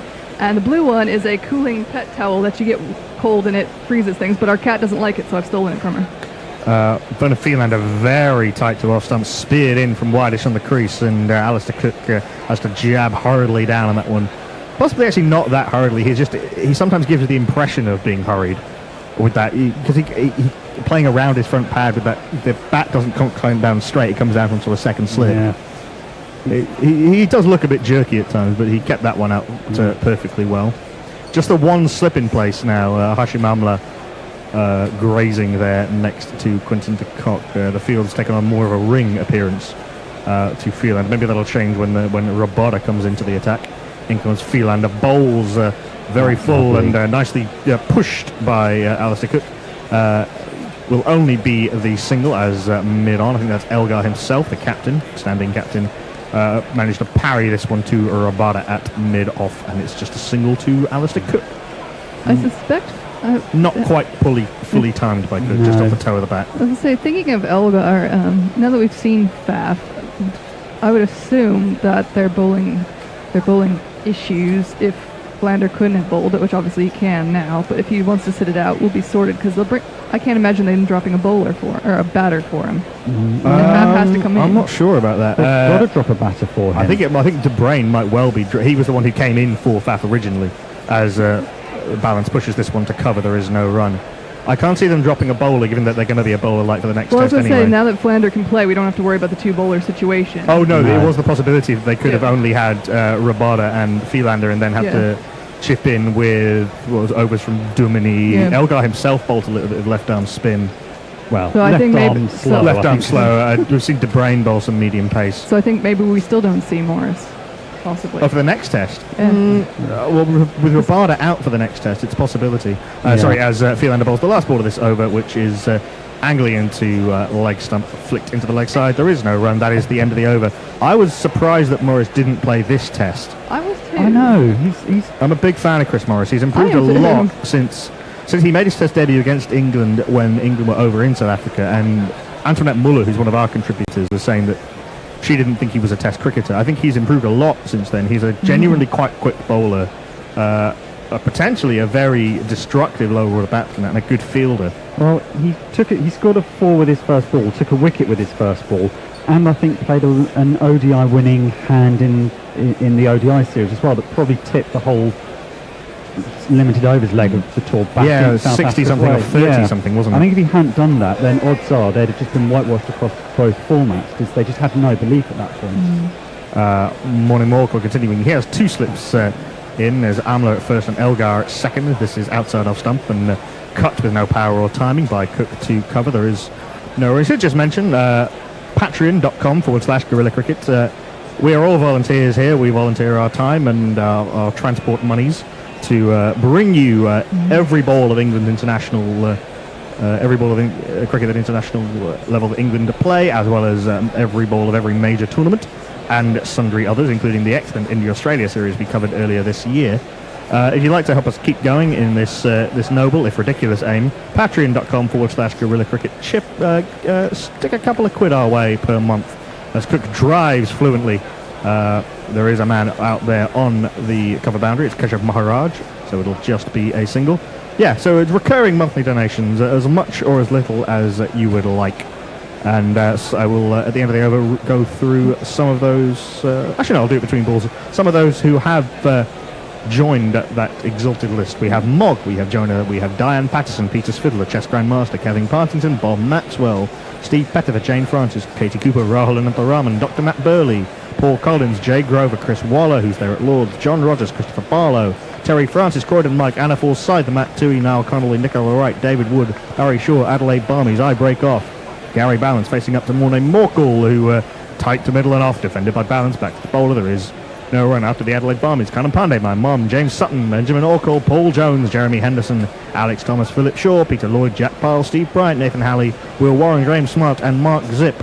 If you want your name on our orange wall of loveliness over there to the side of the Facebook Live camera, patreon.com/Guerrilla Cricket. $10 reward. Yeah, payments in dollars. It says, I think their minimum recommended is $10 a month, but even if you can't afford that much, we'll take 2. Yeah. 2, I think, is the minimum you can chip in. It might even be $1 a month. No, it is 1. Is it 1? Yeah. We'll take as much as you're willing to part with, frankly. Beautiful from Morkel, and Balance pushing out that one outside our stump, trying to drive on the up past the outside edge. Oohs and ahs from DeCock and Morkel. There is no run. Trying to get caught up with tweets a bit. Neil Franklin says, difficult to get upset about rich people telling each other to fuck off. Jay Grover says, if Fred's in today, I'm defecting. Not his fault. I just can't trust any sense around that Bradman. Censored. Sorry there, Jay. Mog says, what the fuck, England? Why did you drop Wilson just in time for the big Aussie match? Isn't Fran Wilson injured? I think she might be. Jenny Gunn, I think, is coming to the side. Yeah. Crack of DeBear says posterity is the buttocks equivalent of dexterity. I should know. Forward comes Gary Balance, pushing to cover point. There is no run. And Neil and Manyank are talking about the radios at Lord's. He wanted to know how much they charged, and apparently he's thinking 6. I think they charge 15 for the one that gets more than one channel. Wow. They have one that gets more than one. It gets more than just the in-ground, but... I swear, that's a monthly Sky subscription, isn't it? Ridiculous. More or less, yeah. Ben Jones says, morning all, listening to you while watching the England versus Australia match. A lovely combination. Uber cricket. Yes, indeed. Speaking of subscriptions, actually, for just £20 a year, you can become an archive member of Guerrilla Cricket when you'll have access to every ball that we've ever covered in our 3 years of operation, plus hundreds and hundreds of wonderful jingles as Gary Balance just mistimes a drive and it back to Morning Morkel. There is no run. End of the 57th over. England 132 for 1, building the lead slowly. PJ Mead says, after a steroid injection in my shoulder, yesterday's 6 hours photography hurt like hell, so went for a logger over ice packs. I do ice packs because I'm too warm. I'm not actually hurt, and I don't drink, so that wouldn't help the heat thing anyway. Yeah. Cricket 365 has promoted us, saying if you want to stay in touch and be royally entertained, come here for comms. Yes, come join us. Yes, indeed. Ben Jones says, can we start indulging in any early declaration speculation? Where have you been, Ben? We have been. Yeah, we have been. I'm expecting either side of tea, basically. Ed Webb says, morning, everyone. Noble if ridiculous should be Guerrilla Cricket's motto. Yes, indeed. Big Rover says, it's quite interesting to see the difference between the Saffers' views and the non-Saffers. I've always rated him. JP Duminy. I assume Chris Morris, considering... Oh, Morris, okay. I rate him. I rate Chris Morris. Absolutely. Freelander continuing, and it is pushed to cover. There is no run. I think that's Tunis de Brain at cover there in a sort of the South African equivalent of the baggy green. But Antoinette's South African. And you were saying that she said he's not a test Yeah, that player. was 2 years ago. I'm saying he's improved a lot as a cricketer since then, I think. Yeah. Muttley says, woof, morning, folks. Pleased to have you all your lovely voices to keep me company while I travel through the void of space, aka gaming. Nothing further on the Facebook feed, so you can communicate with us that way, and we will read out your comments. So Facebook.com/Guerrilla Cricket has strangled appeal from Vernon Fielander as this takes Cook on the pad, but clearly angling down leg side. South Africa have no reviews left in any case. But appreciable in-swing to the left-hander from Vernon Fielander, exacerbated by this round of the wicket angle. Sid Spencer says, hello, guys and girls. I'm in for $20 a month, but never get a shout-out. Love you, cats. Did you check the box that said you'd like to receive the rewards? Yeah. Yeah. There's a few people who've opted out of rewards. So that might be the issue. Yeah, you have to. I think you have to opt into being read out. I think it's data protection, isn't it? Stop. But yeah, it's pretty much data protection. Do opt in. Do opt in if you want to be read out, as this one again swings into Alistair Cook, defended off the inside half of the bat to short mid-wicket. And thank you very much There is no run. for your Patreon. Yeah, and also everyone who's done anything on PayPal, you can do that too. There's a banner on our website. If you're a betting person, you can go to our website and click through one of the banners from one of the many betting companies. I think Bet365, Ladbrokes, and I should know this, but a few others. I did it for the darts just to spite Hendo. Yeah, and sign up with an account, and you can get a little bit of a bonus through that, a deposit bonus, not a sign-up bonus, I should say, as Alistair Cook defends off the inside edge back to Vernon Fielander. There is no run. Yeah, lots of ways you can help us out. Also, merch. There have been calls for a Guerrilla Cricket sun hat. We're looking into it, the wide-brimmed ones, but we have caps, we have polo shirts, we have T-shirts. We have the most excellent bats you could ever hope to buy with £290, made by Rob Pack, who's made bats for the likes of Brendan McCullum. It's a beauty, £2 9 ounces. It has an incredibly easy pickup. It's by far the best bat I've ever owned. As Alistair Cook goes back and pushes into the covers, there is no run. Mog says, why in the hell would someone need to buy a radio at Lord's when there are things like the internet and smartphones? Indeed. Yep. Ed Webb says you should bring out a £50 option, which is all of the archive except for the bits with not Fred. That would take a while to edit out. That'd be a lot of editing, I was going to say. Rev Rushy says, can't listen this afternoon as I will be at the Arundel Castle match for Sussex versus Glamorgan. enjoy that. They've just finished playing a game at Arundel, didn't they? Sussex just finished demolishing Leicester there yesterday. Yep. They're hoping to do it again, I guess, with Glamorgan. Arundel's a lovely part of the country. If you can get there, I'd go there. Vernon Freelander into Alistair Cook, thinks about a quick